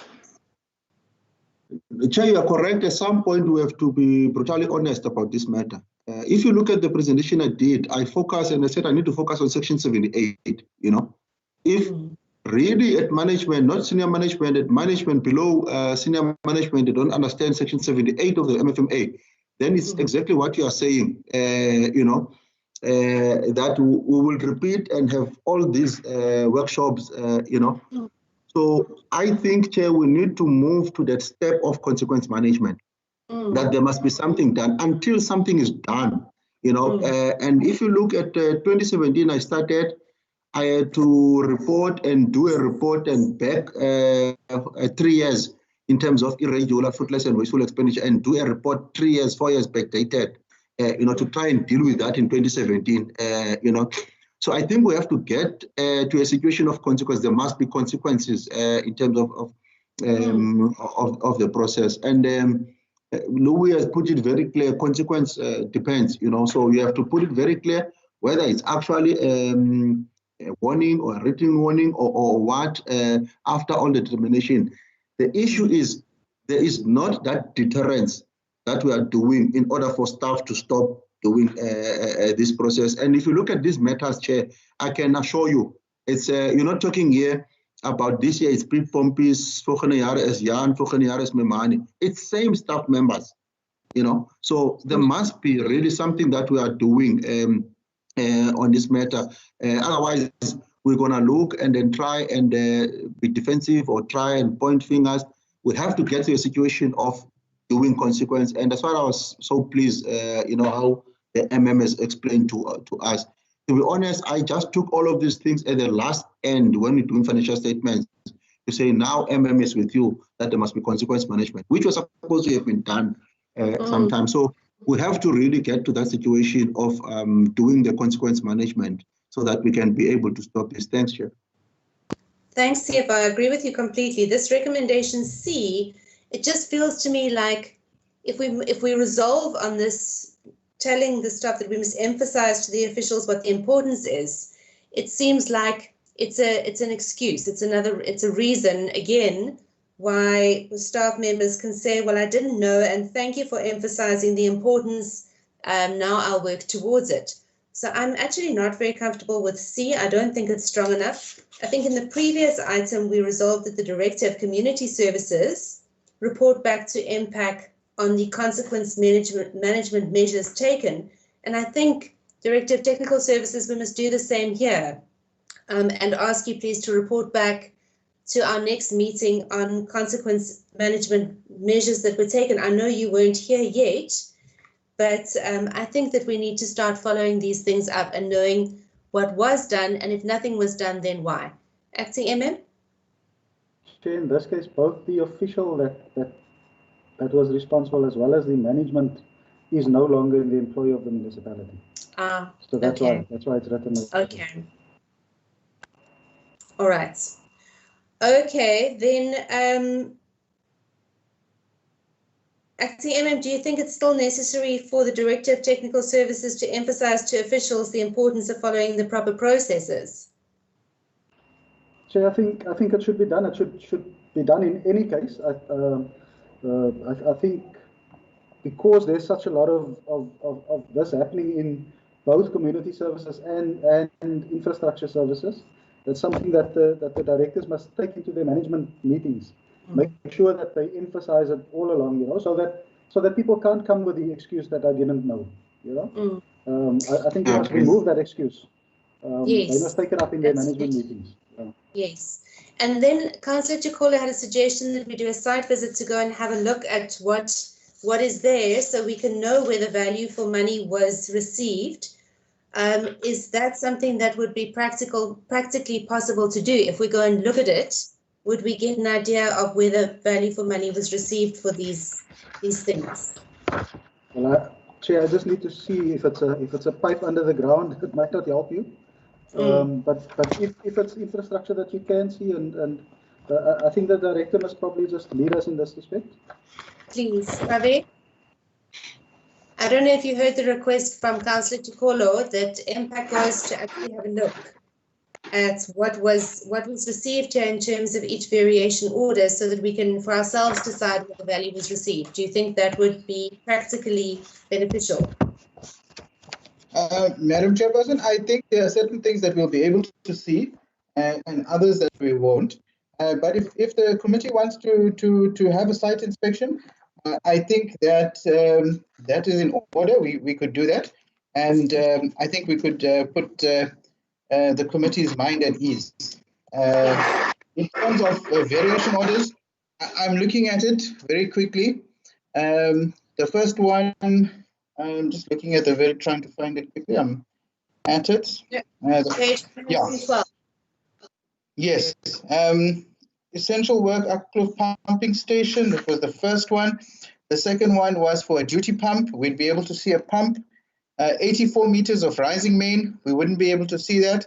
Ductile iron pipe that was painted. We would be able to see that if it's above ground. I think that's close to the Red Bridge. We'll be able to see that. There's another pipe. It's unlikely that we'd be able to see that. Knysna Wastewater Works. This is also a pipe. It's unlikely that we're going to be able to see that. Variation order number 7 was air valves. We very likely will be able to see air valves. Variation order number 8 was for water meter. We'd be able to see a water meter. And then pipe work again. Most likely we won't be able to see it. So there's a variation, Councillor, in what we'd be able to see and not. Possibly about 40% of it we'd be able to see. The rest of it would be underground. Okay, thank you very much, Praveer. So we can't resolve to, if we're going to go and have a look at it and assure ourselves that we've received value, we certainly can't resolve that it be written off until we've done that. Otherwise, it would be closing the stable door after the horse has bolted. So I agree with the request by Councillor Chikolo. So I think we must then resolve that a site visit be arranged. And then this item will have to come back to us, Louis, for a resolution on the writing off aspect. We can go with A, we can go with B, we can go with C, but D will have to come back to the committee and after a site visit has been conducted. Is that in order? In order, Chair.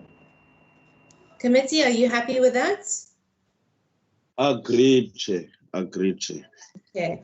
So then instead of D, we have an E, that a site visit be conducted for the committee to inspect the goods received and that thereafter the item D of the item that the item come back to the committee for determination. Jill, have you got that? Or Carl? Carl, you happy? So we're going with A, we're going with B, we're going with C. There's a new D that says that a site visit be arranged for the committee to inspect the goods received, and that the new E, there's a new DE, that the item come back to MPAC for determination following the site visit. Louis? Chair, I think you must just add the words where practically possible in the D. Yes, where practically possible. Thank you. Committee, Thank you, Chairperson. You've asked whether I'm happy. Yes. I'm not happy, but we'll accept your recommendation. No, I'm a very happy person. Thank you, I know that. Thank you, Carl. Thanks very much. So we've gone with A, B, C, D, and E. Thank you. That was item 7.4. We are now moving to 7.5. We've been busy for 2 hours.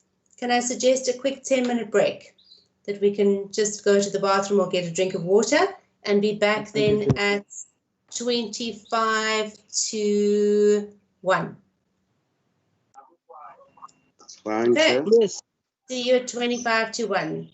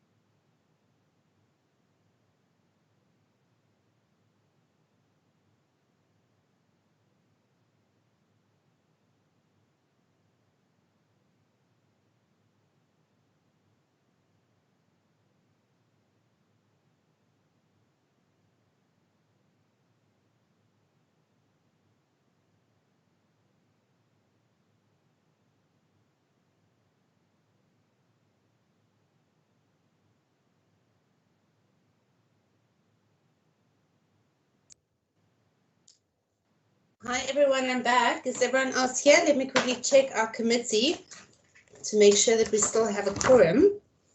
Councillor Naki, are you here? Hello. Hi. Councillor Chikolo, are you here? Yes, Chairperson, I'm here. Mr. Barrel, are you here?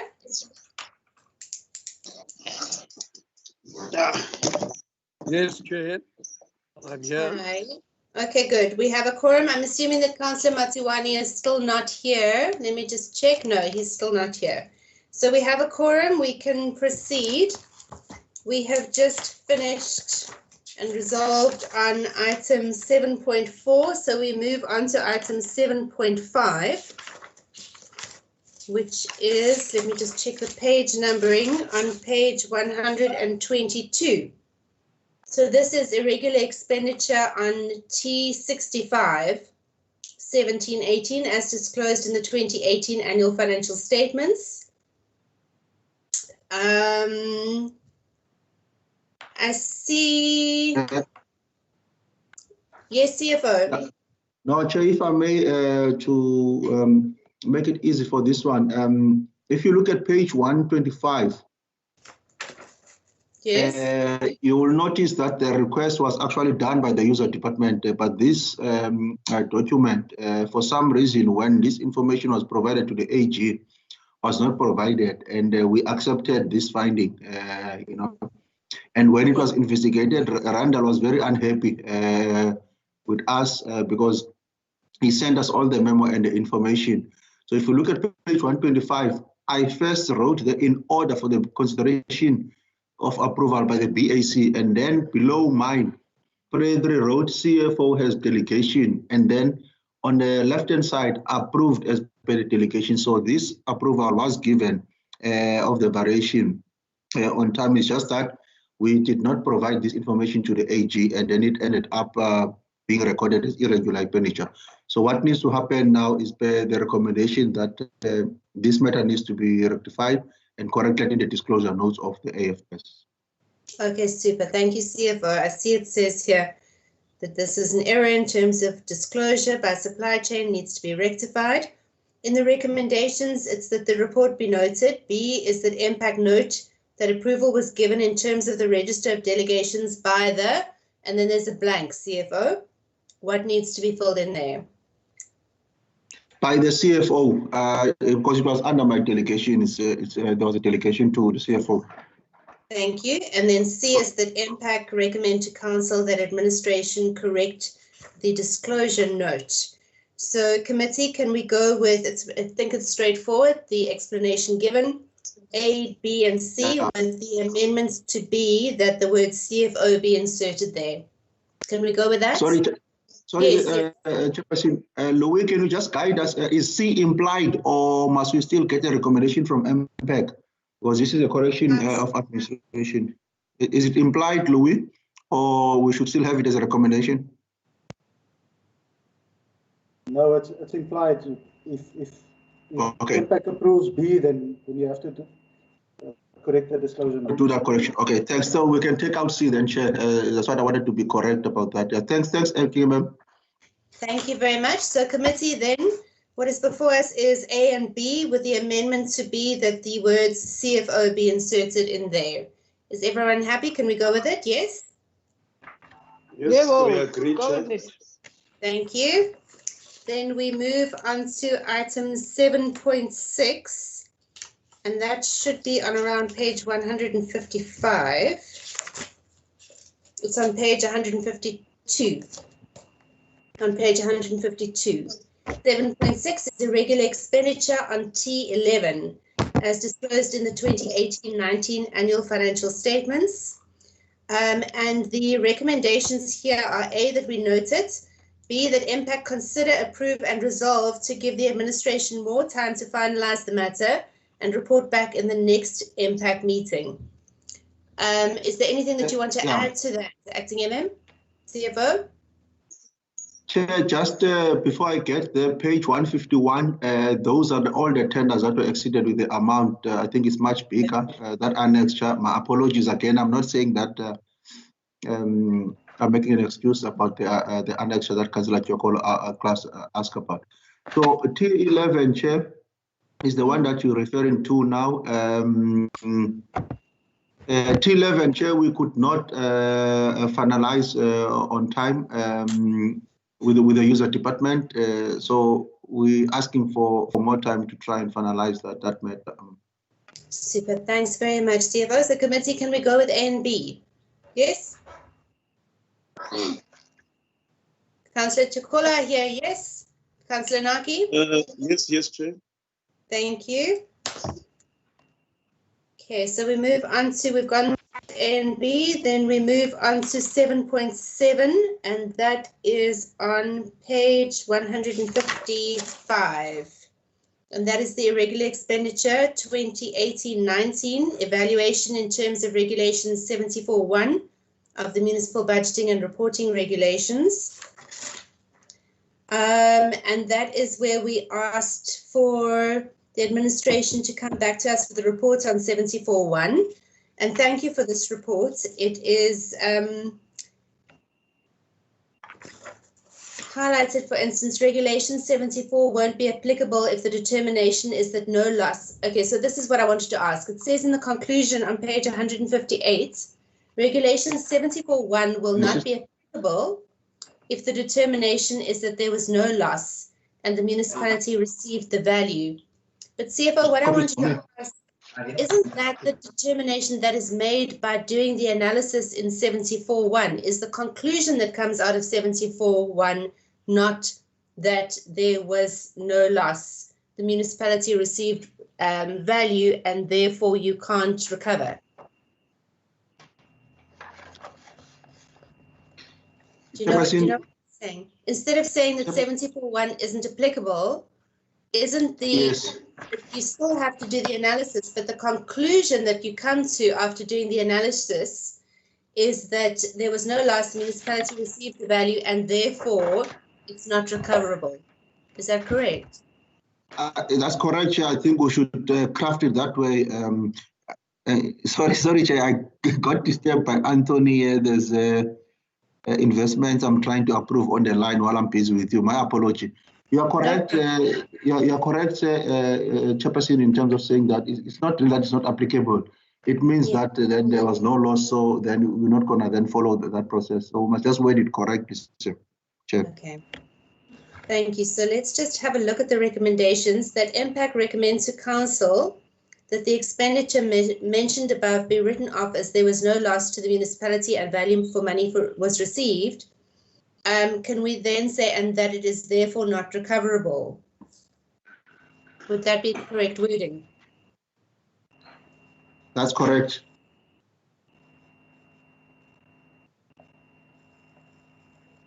And C, that the accounting officer implement consequence management and report back to Council within 2 months. Do we want to report back to Council or do we want to report back to MPAC as we've asked in the previous items? MPAC is good, yeah? And then from MPAC to Council. Okay.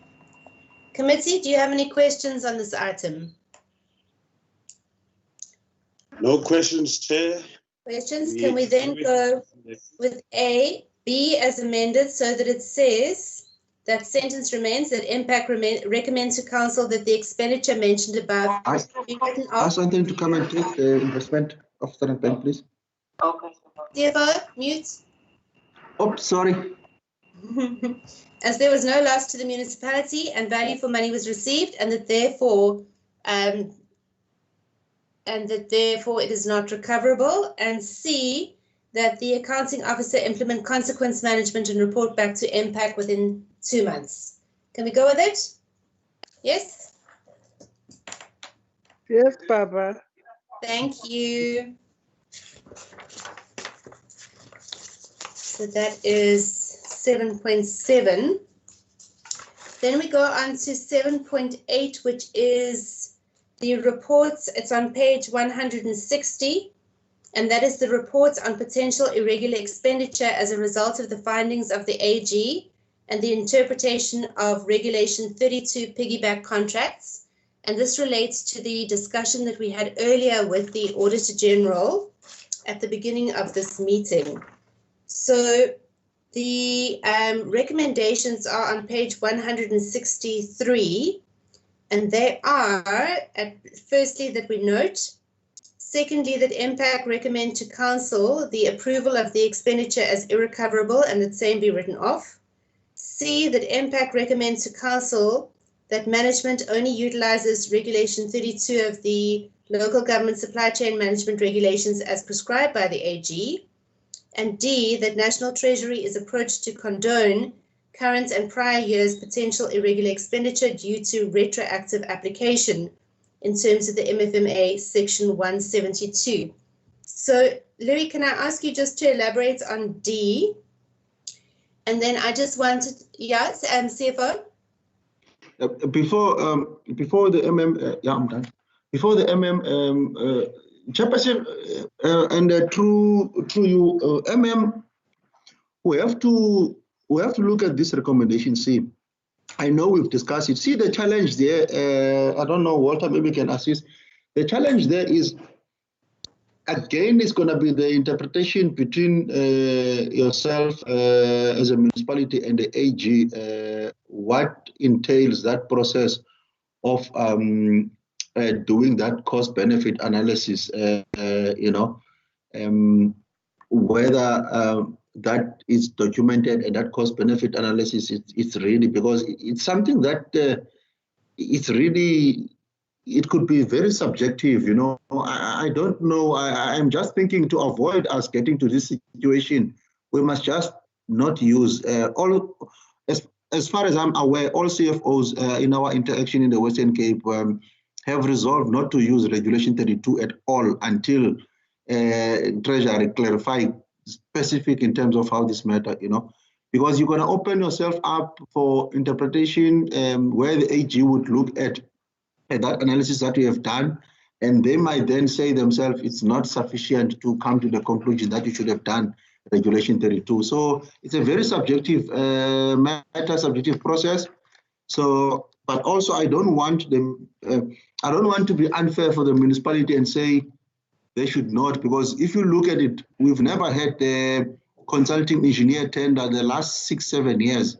So maybe we should look at our capacity. So I understood what Mel explained to me in terms of trying and put this, but I'm saying maybe let's discuss it. I'm happy and I agree with Mel in terms of the way that we put it so that we cover ourselves in terms of the capacity where we're unable to do these things internally, but also it may just be problematic in terms of that subjective process. So I thought maybe let's just have a discussion on this, but I'm happy with whichever one we resolve on. Thanks, Chair. Thank you, CFO. Louis? Chair, can I deal with C first? I've also thought about this quite a lot, and I'm uncomfortable with it. I think you should remove it, because I don't think council should be telling management what to do, what management decisions to take. Management should, within the confines of the law and the interpretation and the findings of the AG as they stand, make their decisions, and then take responsibility for those decisions. So I think we should remove C.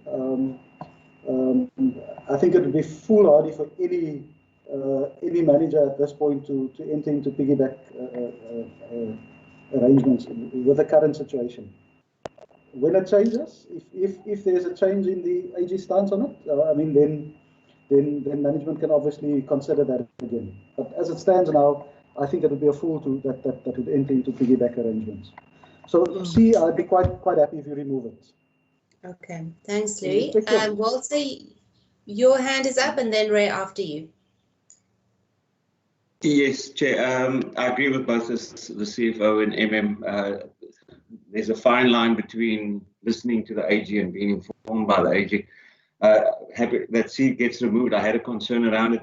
At no point ever can or may or should an auditor of any kind, internal or external, prescribe stuff to us, to management. So I'll be very happy if they remove. I think if the AG saw that as well, they'd be very nervous about that word prescribe. Only National Treasury, I would assume, and Council may prescribe it. Thank you. Thanks, Walter. Ray? Thank you, Chair. I think I would like it to be recorded in the minutes that my advice is that any use of Regulation 32 should strictly observe the requirements of Regulation 32(1)(c) and do a proper analysis of the discounts or other benefits to the municipality in adopting this route. And where there have been irregular expenditure, as is the case with a number of contracts which conflict with this requirement, the committee should investigate whether there was any loss to the municipality as a result. Thank you, Ray. I think I don't have a problem with making that not just a note of yours, but a recommendation of the committee. I mean, it's vanzelfsprekend. It should be obvious that any use of Regulation 32 should strictly observe the requirements of Regulation 32(c). But since it has been an issue in the past, I think we can add that and replace C that we're now taking out with that, if the committee is happy with that approach. Chair, I couldn't hear you. I couldn't hear you there. Can you repeat, please, Chair? Sure. Rizika, I was saying, Ray, Walter, can I ask you to put yours on mute because it's giving a feedback. Thank you. So what Ray's advice was that he wants to say that any use of Regulation 32 should strictly observe the requirements of Regulation 32(1)(c). You'll remember before, while we were in the discussion with the Auditor General, Ray raised the issue of there needs to be an analysis done to determine a discount, and that why the piggybacking is beneficial to the municipality, and that is contained in Regulation 32(1)(c). So what he's saying is that he wants us to note that any use of Regulation 32 should strictly observe the requirements of Regulation 32(1)(c). Louis, would you suggest that we can put that in or not? Yeah, that goes without saying, you know. I mean, we must always implement the legislation. Now, there might be different interpretations of the legislation. That's a different story. But I think you, as a committee, would be going too far if you tell us that we must implement the legislation. That's what the Constitution says, and that's what legislation says, you know. So it would be superfluous in my opinion. Yeah. Yeah. CFO, what is your feeling? No, Chair, I'm happy, you know, that this forum and this brains, all of us are discussing this matter.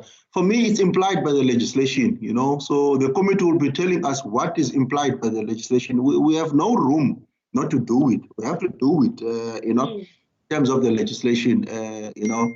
If it was not done by, let's say, Michael Rode or whoever, the CFO has not done it, you know, that's another point. But the legislation says it must be done, so it must be done.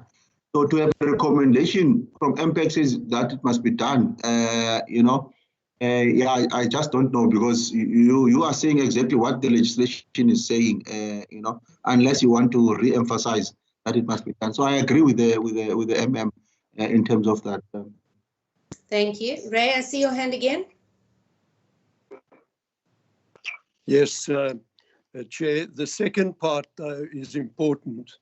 Where there is currently an issue of irregular expenditure, where that procedure was not followed, the committee should, in each instance, investigate whether there was a discount or discounts or other benefits to the municipality, And if not, what loss there might have been to the municipality, and recover that loss. I think that's an important point that we can't ignore, Louis. If, you know, Ray's raising the fact that we didn't have a look during the process, he's saying, at whether a loss was experienced with regard to a determination of whether there was a discount. So would the committee not be erring by making a recommendation that it's not recoverable if that analysis has not yet been done? Louis? Chair, Mr. Barrell's view contrary to that of Provincial Treasury, and I might add my view as well. It's a view that he holds very strongly, and he's got the right to that opinion, right? But his interpretation is, in my opinion, not correct. But there are different interpretations of Regulation 32. It's floating around and so on. But the value that we get in doing a Regulation 32, as explained by Provincial Treasury, is that you do not have to go. You accept that the original, or that the organ of state that procured the service followed a proper process and got they tested the market, and this is the best outcome. So you accept that. The regulation also says that you have to make sure that they follow the correct procedure, right? Mm-hmm. And then Provincial Treasury's view is that if another organ of state went through that procurement process and that it met the requirements of the supply chain management regulations, then the value that you get as the second organ of state piggybacking on that is that you don't have to go through an expensive process of again going to test the market. But there are different opinions in respect of that. Perhaps if you get the Provincial Treasury in future, if Aziz comes and explains their view on it, it might change the views on it. I just don't think that this committee, or in fact council, should state the obvious. And the obvious is that you must implement legislation. Chair, that's the obvious. Can I assist you? Interrupt you. Chair, can I assist you? Yeah, let me assist you quickly, Chair. I fully agree with the MM. Let me be practical in terms of the situation. If you have listened to the AG, and I've dealt with the findings of all of these matters, I'll just try and practicalize it with all the information that I provided and the AG had. Because if you look at it, the AG's finding is irregular on the fact that there was no process of cost benefits analysis done. But if you look at what we've provided to the AG, that's why we have to look at this information. The only thing I saw there, the director did not document that process. But if you look at all the information that we presented to the AG, there's council resolution which said that, for example, the northern areas is not metered. Only part of Hondi is not metered. Part of town does not have meters, so we're losing money. There's council resolution which said that change electricity meters from conventional to prepaid. This council resolution says that you must implement prepaid system. There's two reports that went to council about the solution. I think the latest one, which Pravir did now, it talks about the issues of managing the resource of water.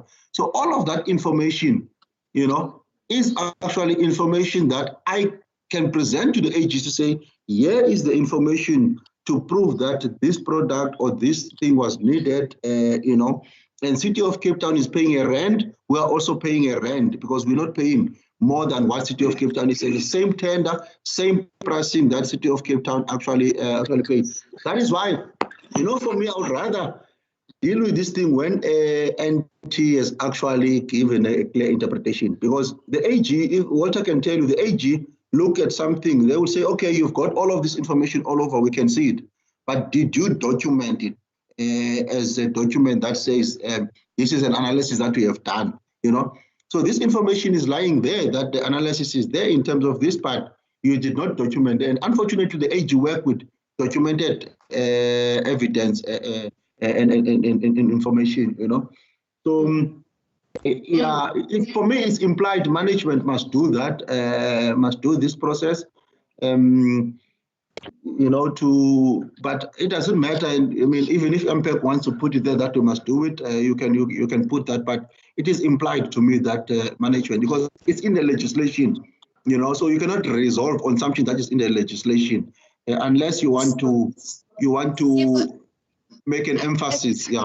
I think we agree that it doesn't necessarily have to go in as a resolution, but what my concern is with regards to recoverability, and that is what we are supposed to be talking about today, because we should be recommending to council whether this should be written off as irrecoverable. But what Ray is raising, and I hear what he's saying, is that the regulation 32(1)(c) says that there should be a benefit, a financial benefit, some kind of a discount, and correct me if I'm wrong, Ray, but some kind of a discount to the municipality, which led to the piggyback. So you can't basically piggyback if you would have paid R1 and now you're going to also pay R1. And that is the issue that he's raising. Ray, can I just ask you to clarify that, please, for me? Yes, that's precisely correct, because otherwise that provision wouldn't be there. If it were just a question of convenience and another government body had got a contract and it made it convenient not to go through the whole supply chain process, then they wouldn't have put that provision in there. And that's precisely why that provision is in there. I hear what you're saying. Chair, before the MM, Chair, let me assist quickly. Yeah, let me quickly assist again here, Chair. This is why this matter is really so interpretive. So if you look, let's just quickly take the situation of the consulting engineers who draws the plans and specifications for the technical department, for roads projects and all the projects of technical services. So we piggyback on the tender of Mossel Bay. So it means Royden, Sean, and anyone, PMU, Michael Road at that time, they saved time in sitting and preparing the specifications and cost for them, because it's time and cost for them in terms of sitting and preparing that information, because those engineering tenders is more or less the same tender process where you have the what you call it, the panel of engineers who's going to assist you in terms of engineering engineering contracts and preparing specifications and doing the work in terms of that, you know. So if you look at that, for example, because it's one of the contracts then with high value there, those engineers, what have those engineers done? They've prepared the specs in a shorter period of time. We are sitting now, we try to do our own consulting engineer tender. We are sitting now in October, it's not our debt. It's a very detailed process. Now it's got a risk that you're not going to be able to spend all of your capital projects and all of those things, you know. So it's really an interpretative issue. For me, there's benefits for the municipality because there was no time and effort spent in terms of getting that engineering tender. We did in Pito. If you look at 2017, I started March 2017. When I arrived, when the Director of Technical Service was asked why he did not spend the money, I think the spending was far very low. There was always this issue of tender 17, and everyone was asking, what is tender 17? So that was a consulting engineering tender where it was not in place, and then it means you could not start with even all your capital projects because you didn't have consulting engineers in terms of that process. Yeah, you know. Thanks, Chair. I'll leave it to Louis. Louis? Chair, now I think I'm going to end off with this now because there's obviously a different interpretation. But I think the Provincial Treasury note on this, and that is based on senior council opinion that they've obtained, deals with this matter. So I can't take it further than that. I would suggest that people just read that note. I don't know if they're going to give it to us, but I'll ask them, Provincial Treasury, if they'll give the opinion that they got from senior council, because that might also clarify it. But they deal with it comprehensively in their advice to us. So I can't take it any further than that, Chair. Thank you. Thanks, Louis. So if we could have a copy of that, that would be very helpful, because if that deals with this particular issue, then we can put it to bed. But I'm uncomfortable with the issue having been raised. Unless you want to bring us a report on how Regulation 32(1)(c) was implemented and whether it has any impact on recoverability. If you could deal with that and bring us the report, the senior counsel's advice, that would be very helpful. I just want to hear from other members of the committee, Ray, and then I'll give you a chance. Lizuko, Councillor Naki, do either of you have a thought on this? Chair, for me, I'll start here, Chair. From what I hear from the CFO, because the regulator number C, it's saying there are demonstrable discounts or benefits for the municipality. So it doesn't necessarily have to be discounts. So from what I've heard from the CFO, not having those consultants is a benefit to the municipality, because we save time and we actually also save money from that. Is that what he actually is saying? That's what I understood, yes. That's what I'm saying, Chair. You are saving advertising cost because you didn't advertise for those tenders. You also are saving on advertisement. There are a lot of administrative costs that you are actually saving. As for the chairperson, the opinion of Provincial Treasury is attached. I think it starts from page 166. Is that the opinion of Treasury? Oh, no, it's not that one. Sorry. But it's supposed to have been attached to somewhere here, the opinion that Treasury gave. I'm trying to look for that now. Okay. See if you can find it, please. I can't recall it. Ray, your hand is up. Sorry, it's an old hand, but... Okay, then Louis.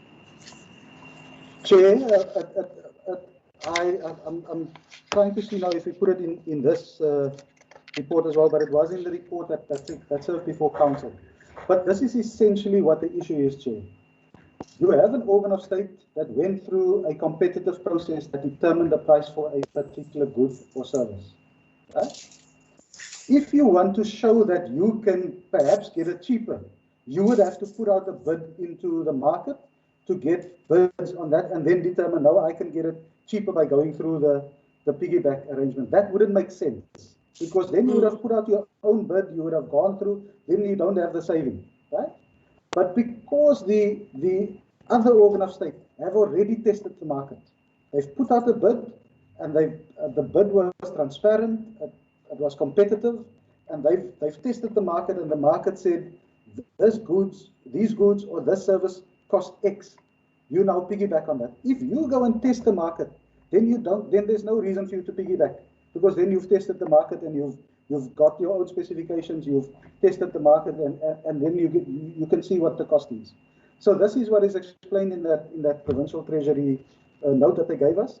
Like I say, I know that it's based on senior council opinion that they've got. I don't know whether they'll share that with us. I can ask them, but I don't know whether they'll necessarily share it with us. But they did share, their note with us, and Aziz was prepared to come and explain that to you in this meeting, but unfortunately he didn't get there. So what we can do, Chair, if you still think that you need to get the view of Provincial Treasury and get Aziz here and let him explain it to you, you can do that. But if you just listen to what I'm saying, if you just look at it from a practical point of view, you cannot, if you test the market, then you remove the need for the piggyback. It's precisely because you say the market has already been tested, and we get the benefit to the state of not testing it again, putting in the effort to develop specifications and going through that whole rigmarole. That's why you do piggybacking. But I can't take it any further than that, Chair. If you need, we can get Provincial Treasury to speak to. Perhaps they're more eloquent than I am, and they can explain it better. That's not only possible, I think it's probable. And then we can take it from there. Thanks, Louis. It's not an issue of eloquence.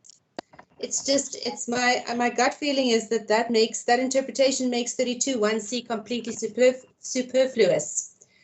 CFO, your hand. So I would very much actually like to see what they say specifically about it before coming to a final decision, because we are making recommendations to council, and I would very much like it to be the right one. I do understand we had the AG here earlier. Melanie specifically said they do look at value received. They have no finding on that. Melanie agreed with you that this is a technical assessment, but I would feel that I haven't done my job completely without having seen something that the CFO says should actually have been in this item and would put this matter to rest. CFO, your hand is still up.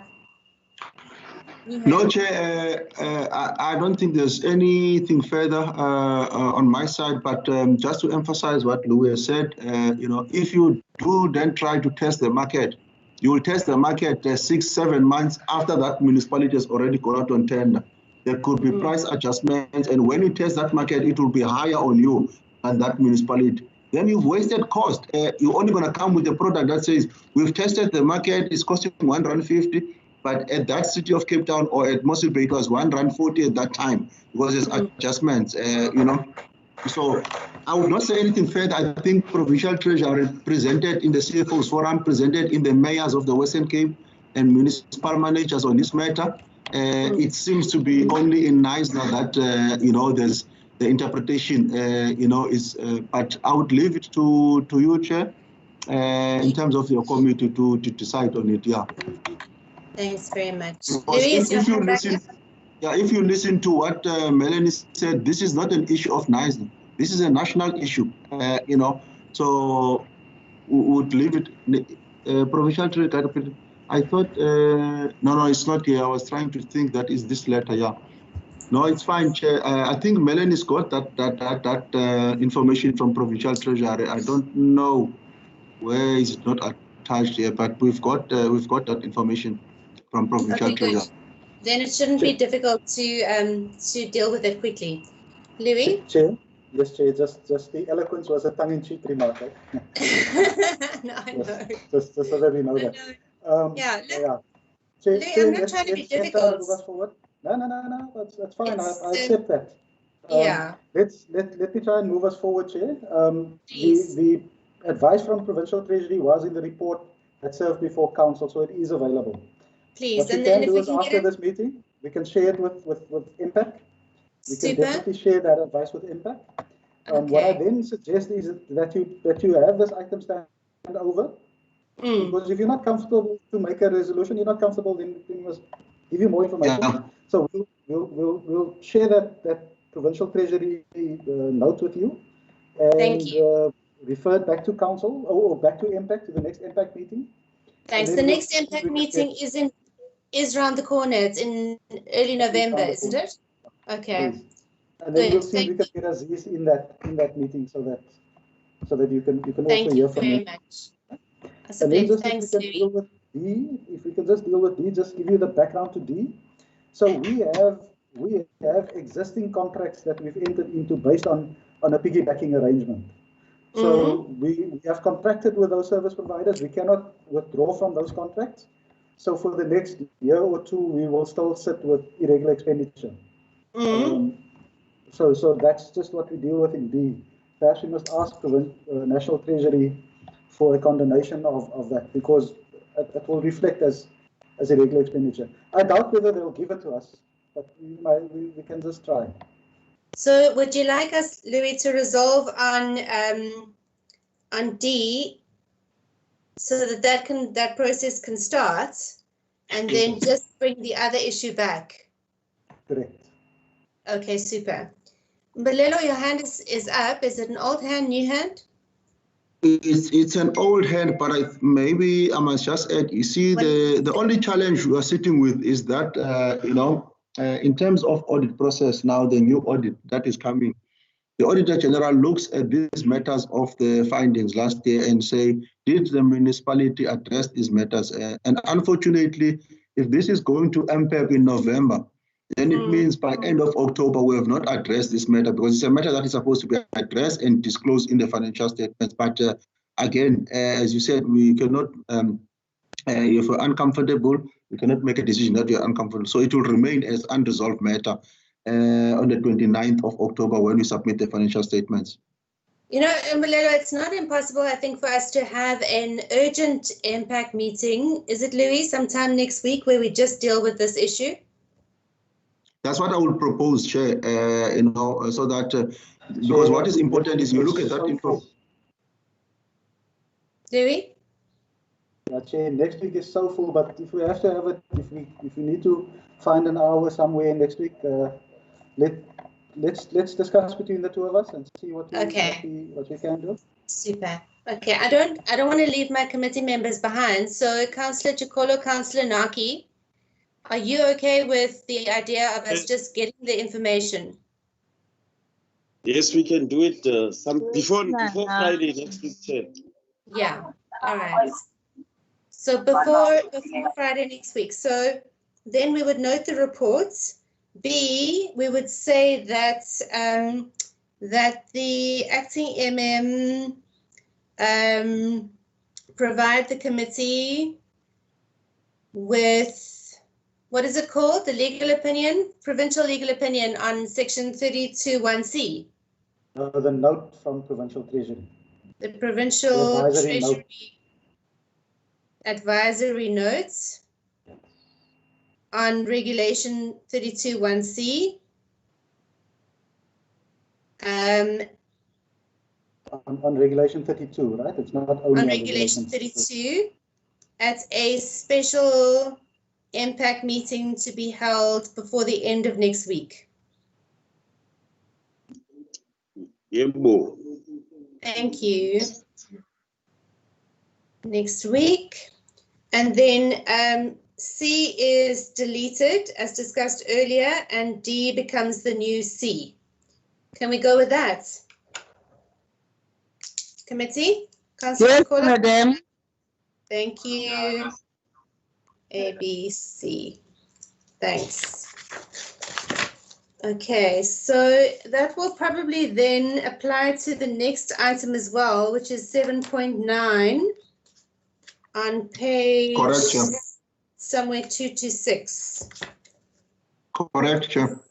Okay, so can we then put the same recommendations in there as we have here? Same as 7.8. Committee, is that okay with you? And then we have a special quick meeting next week to just deal with this. Can we go with that? Yes, Michelle. Thanks. Okay, so then we are going to go to item 7.10, which should be on page 291.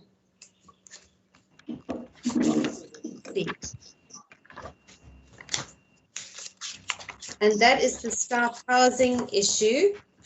So I've received the analysis on the implementation of the staff housing policy, which sets out what the policy is, but it doesn't. It also says in that recommendation that the report be noted and that the acting municipal manager submits an analysis on compliance with the provision of staff housing policy insofar as it relates to the waiting list, applications and minutes of the Housing Allocation Committee, and that's to come to the next meeting. Is that correct, Louis?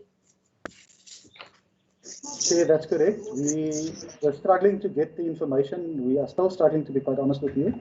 It seems as if the information is not where it's supposed to be. So we couldn't complete our analysis. We're still looking for the information. But yes, we want to bring it to the next impact meeting. Thank you, Louis. I see just above that recommendation, it says, it is recommended that market-related valuations be obtained in order for impact to determine the extent of the discrepancies with current rentals versus actual market-related rental for the year under review. Can we make that a C, that market-related valuations be obtained? Chair, I would like us to deal with this matter comprehensively. My advice would be allow the item to stand over so that we can look at it comprehensively, if you don't mind. Okay, that's fine, as long as B then covers that and you'll be able to bring that to us. That's then A, that the report is noted, and B, that the acting municipal manager submits an analysis on compliance with the provision of staff housing policy insofar as it relates to the waiting list applications and minutes of the housing allocation committee to be submitted to the next AMPAC meeting. Can we go with that, committee? Yes, Chair. We'll wait for the next one. Thanks. Thanks. Then we move to page 301. It's item 7.11, and it's the report on irregular expenditure during the 2013 financial year. MPAC resolutions 020218, 010218, dated the 19th of February 2018. This is the very old matters with regards to the local preference, and the recommendations are on page 304. And that is, my office accordingly makes the following recommendations to MPAC. A, that the content be noted. B, that MPAC considers the submissions of the acting municipal manager, which are in the report. That MPAC recommends to the municipal council, in line with the illegal opinions by Cliff Decker-Hofmeyr, dated 28 September 2016 and 3 March 2020, respectively, that the irregular expenditure incurred in the 13-14 financial year be written off. So once again, here we're looking at the issue of recoverability, and we spoke about it repeatedly and with the AG earlier, that we do take into account Regulation 7.1, and that there is, let's see, there was in the legal opinions the issue or the statement that value was received. Is that correct, Acting MM? Or CFO, I see your hand is up. No, Chair, I just wanted to raise, this matter was started 2017. It's one of the matters that I started to look at in going back. This is 2013-14. So I started going back from that financial year. And the only thing I want to raise, but it's up to the committee, look at the time frame that has actually passed in not having dealt with this matter. People might have different opinion and think that you can try. The time frame that has passed to think that you would be able to recover this money from those people, I think most of the people that are affected here are not even here in this municipality. So those are the considerations that the committee will have to look at. The investigation is done. The legal opinion is saying that right off. If you take a contrary decision that says try and recover, so the people who are affected, they will take this legal opinion. It assists them, in terms of their defense, but also the cost involved to go back in these matters now, and the cost involved administratively for the staff who are here to go and look for all of this report in preparing for the legal case and provide to Melanie the time and the cost for Melanie and Marilyn, the cost that would be involved at the court.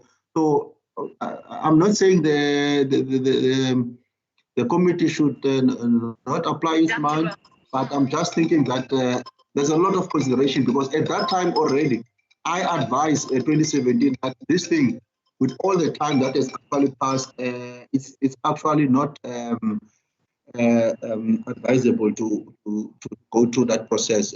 You're just gonna incur additional legal costs now. I hear you. CFO, I just want to ask the municipal manager in that regard specifically, would anything that we would perhaps have been able to recover, we've spoken about the issue of unjustifiable enrichments and value received and so on, but have these claims not all prescribed? Can I ask for assistance from Melanie on this matter, Chair? Please do. Please do. Chairperson, thank you. Again, on the face of it, it appears as if it would have prescribed. Remember, when we look at prescription, we look at when the debt became due, or at least when council in this instance would have become aware of the potential losses. Now, that was in 2014 already. If you look at, for example, the ISDF tender, the plumbing tender, the tires tender, and we initially, those reports of Cliff Decker, correct me if I'm wrong, might have served in 2016, 2017 already with those recommendations. So in order for us to check exact prescription, we will now need to see, I'm not sure, Councillor Wasserman, when that item served before council in 2017. But if it was, for example, in June of 2017, the 3 years would have expired by now, as we are in October of 2020. It was June, July 2017, Mel, when we started it. Yeah, that's from the top of my head. I also recall it was either June or July, but because then we would sit with an issue of prescription, most definitely. I think, yeah, that's the one issue. The other issue is here, the extract from the Cliff Decker Hofmeyer report, which says we have carefully considered Campbell's submissions and nothing therein disturbs our conclusion on the irrecoverable nature of the expenditure. So is that also your opinion, Louis? I'm saying that is what the lawyers who we pay to give us an opinion says, Chair. I've got no reason to doubt their opinion. All right. Committee members, do you have any questions or comments on this item? Councillor Kolo?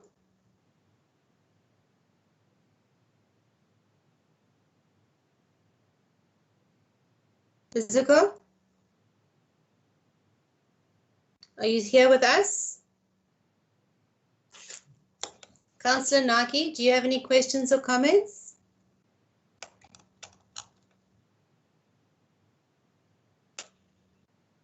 Chair, I'm with you. My device just froze here now. Okay. I couldn't press my mic. No, Chair, I don't have any comments on this one. Okay, good. Thank you very much. Councillor Naki, you're happy? Yes, I've got nothing to say. Thank you. Mr. Barrell? I'd just like to ask, Chair, whether any of these items could in any way be considered as fraudulent. I'm thinking particularly of the JAM electrical matter or otherwise criminal activity. Because if so, we should refer this to SAPS for possible prosecution. Thank you, Ray. CFO, I see your hand is up. Is that an answer to Mr. Barrell's question? Chair, it's an advice to the committee. You've got a report in terms of the legal opinion that is provided by Cliff Decker. That legal opinion is based on the investigation that they have done. There is nowhere in that report or that investigation done by Cliff Decker that they highlight any element of fraud or anything. It will be very, very risky for this committee to add issues of fraud which were not part of the investigation or did not come out in the investigation. It's just my advice, Chair, because I've read that report of Cliff Decker. I've interacted with them when I was taking the item to council in my first 4 months here. Nowhere there was any element of fraud in terms of what I've highlighted when I did my presentation. So it will be very, very risky for the committee to actually conclude on that. But Melanie can assist me. She would also recall on those matters. Thanks, Chair. Thank you very much, CFO. Melanie?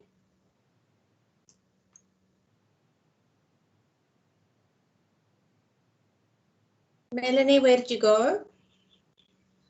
Sorry, Chair, I'm speaking to myself. It seems to be the thread today. Yeah.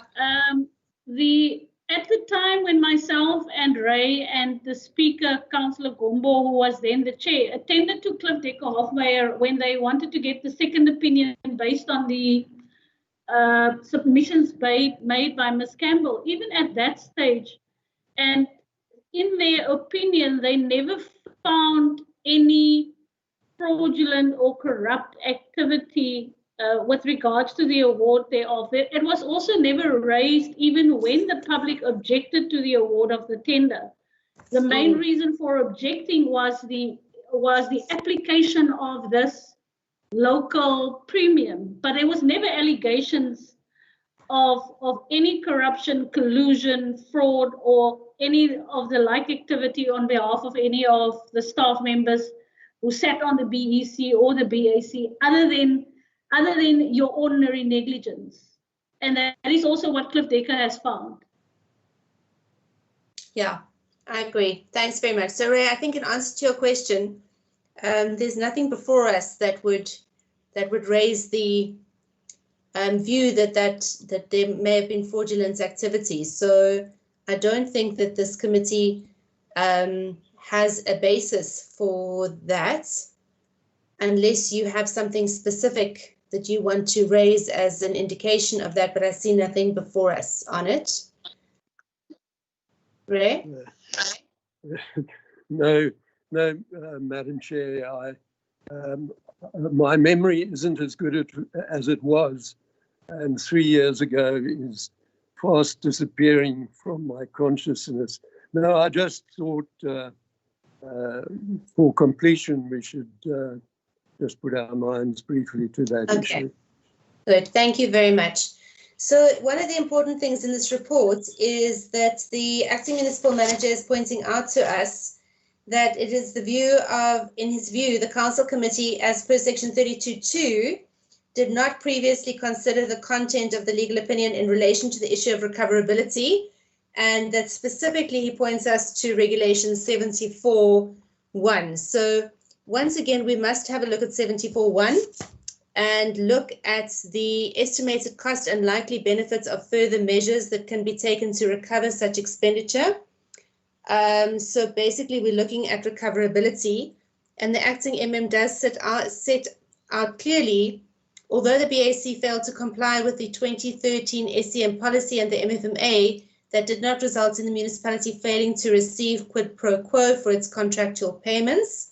And then he also raises the issue of unjustifiable enrichment.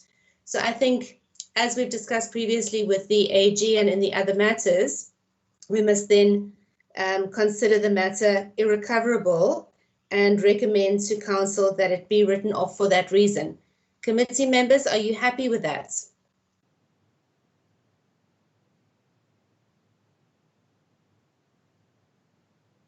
Councillor Chikolo?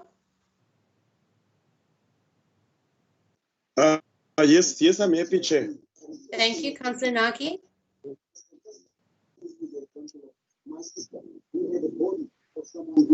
Councillor Naki, you happy? Yes, because my hands are wet. Sorry. It's your hand up. Thank you. Mr. Barrell, are you happy with that?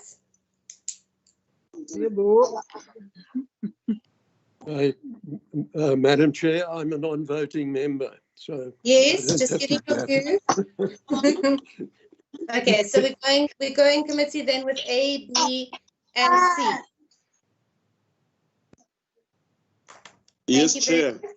Thank you. We then move on to the 7.12, which is the schedule of the next meeting, and the date is the 10th of November. But we are going to have a special meeting next week to deal with the issues of the piggyback tenders. So we note that the next ordinary meeting will be the 10th of November. And then we move on to our last item, which is 7.13, and that is the report on the Municipal Public Accounts Committee. And that is to do with the resolution we took on the 28th of July. And the acting MM is asking us to resolve that he ensures that a full report on resolutions A to I is submitted to the next meeting of MPAC to be held in November. Councillor Chikolo, your hand is up. Chair, Chair, you were very fast for me. The schedule on the 10th, Chair. Yes. I think it's by-election or... Oh, yes, it is. We change at that time, yeah. That's true. There's a by-election. The special votes are on the 10th. So, acting MM, that's a very good point. We are not, anyone is going to be available for that. CFO, your hand is up. Can I ask that administration provide you with the documentation as to who did the piggyback on the water meters? Because that thing will assist you very well, and it's information that I think you should have, or council should have also when they make the decision, so that we are able to really close these matters. You know, so if you can be provided with a letter as to who requested the piggyback and who approved that piggyback, that will assist you in terms of dealing with these matters. Who requested, who provided? I'll be sure to do that. Thank you very much, CFO. But just on this question of the next meeting, Louis, what date can we then look at if the 10th of November isn't going to work because of the by-elections? Chair, no, that I cannot answer you. I need to ask Anita for permission. We'll have to chat, Chair. Okay, I'll talk to you about that. Sorry, Chair, quick one. Yes, CFO. Are you want to have the meeting in November? Yes. Okay, no, that's fine, Chair. Then it means I know how to deal with this matter in the financial statement. So meaning I can finish Monday instead of waiting for the next impact meeting in dealing with this matter. No, we are definitely having a special meeting before the end of next week to deal with. Oh, okay, then that's the ordinary one. Okay, no, yes. Sorry then. No, I'm getting old. That's the ordinary. All right. Don't get old. Okay, so I'll talk to you about a date for the ordinary one. Is that all right? Louis? Acting MM? Yes, Hela. Chair, now I always say silence means consent, so I'm assuming that your committee agreed with you. Okay. And if they have, then I want to say just something before we leave, Chair. But we're not done. We're not done. We've still got an item left, and that is the report on the Municipal Public Accounts Committee. And then there are two issues after that that I want to quickly raise. So the report on the Impact Committee comes from the resolution that the committee took on the 28th of July, which was 28th July, August, September. It's nearly 3 months ago. Louis, so please can you tell me why we still have to wait for these things?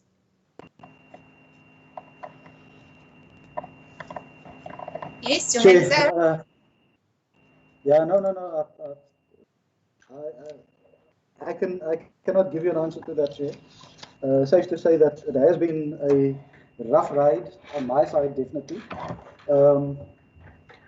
And I think the change in the chairperson threw us out. So I can just apologize, and I'll give you a thorough report on whatever replaces the 10th. Chair. Okay. So I think that it's important. This committee is an essential committee of council, and there is a view that it is not taken seriously by the administration. And when reports that have been requested 3 months ago do not appear, and I'm getting calls from staff to ask what they're supposed to do, and it's only like 2 days before the meeting, then one tends to think that the perception that the committee isn't taken seriously is a valid and true one. So I hear your apology, but I must say it's not acceptable, and the committee cannot be treated like this, even if there was a change in chairperson.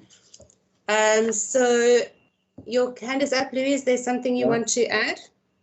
No, Chair. I accept the rebuke. I think it's fair.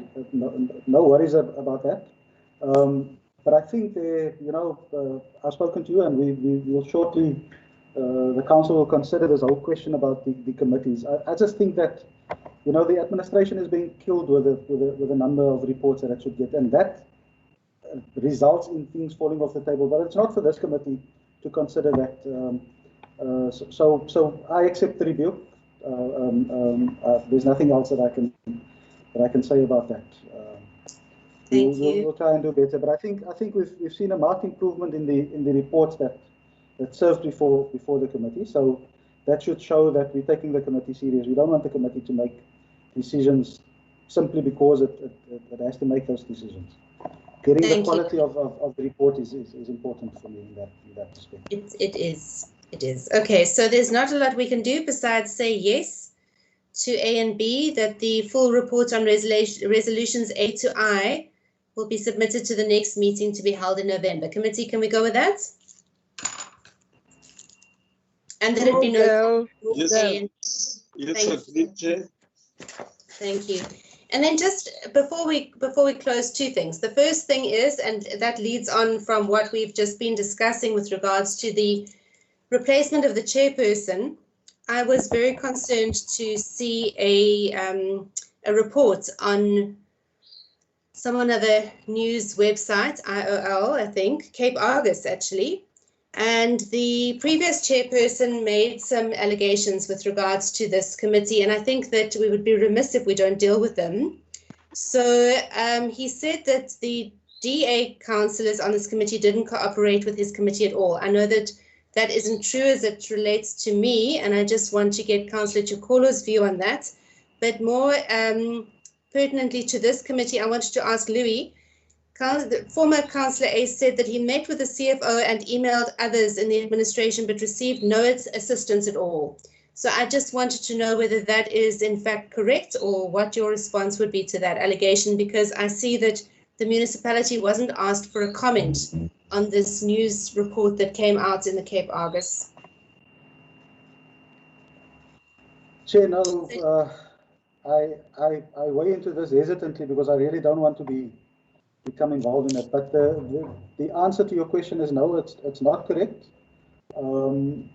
There was interaction between ourselves and the chairperson. I don't think that it's for me to now reveal to you the discussions that we had with the chairperson, but it's not correct that we did not give him support. I don't think that's correct. But if you allow me, I'd like to just stop there, you know. Okay, that's sufficient. Thank you very much. CFO? Oh, Chair, it's my last day. I'm having another one now from Gwingi Guitar to a senior multimedia journalist from Sunday Times and Cape Argus, you know, asking about my resignation. I don't discuss my resignations and things in the media. I think we gave the cooperation to the former chairperson. I met him. I took him through in terms of the items and the reports that needs to be done. He then told me that there was a problem with his laptop or something that was not working on his email. So I want to officially in this meeting refute that, and I'm not going to get involved with the media or responding to the media. And what I'm saying is, for the purpose of this meeting, I don't want to get involved and my name to be quoted in the media for other purposes. As again now, this person, I'm not going to respond to. I was never appointed by the media. I was appointed by NISNA Municipal Council. But Chair, in closing, it is so unfortunate, these things that are happening in the media. And my assessments have been here for over 3 and so months now. It is so unfortunate that it's actually coming, things that are coming inside the municipality wrongly. And that needs to be dealt with, Chair, before we even blame the media. We need to deal with the people that really speaks to the media without having authority, because my appointment is very clear. The communications manager is Christopher through the office of the Chair. And I'm coming from a school where you understand protocol and you follow protocol, you know. So, yeah, thanks, Chair. Thank you. Thank you, CFO. Councillor Chikolo? Thank you very much, Chair. You know, it's so unfortunate, Chair, now that we're dealing with this matter and the former councillor is not here to. I'm not a person who likes to deal with persons who are not here. But in any case, I also just want to refute the fact that he goes on to say there's been no cooperation. The chairperson has never phoned me once asking for cooperation. I know he's sent emails to postpone meetings because of his unavailability. So it was not about anything else. It was about him not being available for those meetings. Those are correspondence that he sent. I think it was about 3 or 4 emails or 3 or 4 instances whereby he was postponing meetings. So I never refused him cooperation. I was there, and even now, I didn't even know that you were going to be able to have this meeting this Friday because it was postponed on Tuesday. But you never asked for cooperation whether we'll have the meeting or not. You continued with your work. You consulted with the MM, and that was he failed on that. We must put it just like that. He couldn't do the work. He was ineffective, and that's it. He must just say that he cleaned chairperson. But it's unfortunate we're dealing with the matter now. He's not here.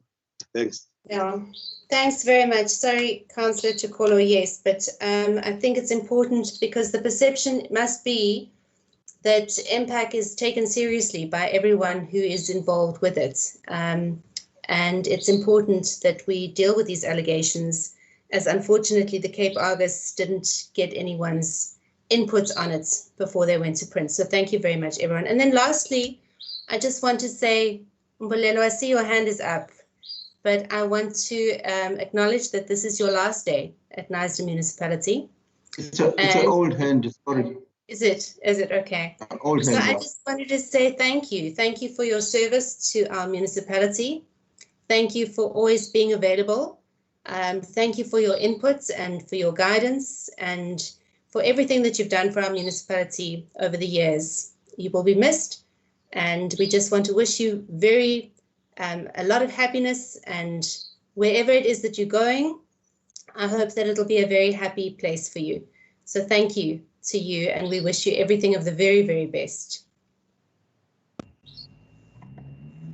Thank you, Chair. And with that, councillors, unless there's anything urgent that anyone wants to raise, I'm going to say that it was a very good meeting. Thank you to everyone for their input. And the meeting is adjourned, and I'll see you next week when we have our special meeting. Thanks, everyone. Have a good day. Bye-bye. Thank you, Chair. Bye. Thanks.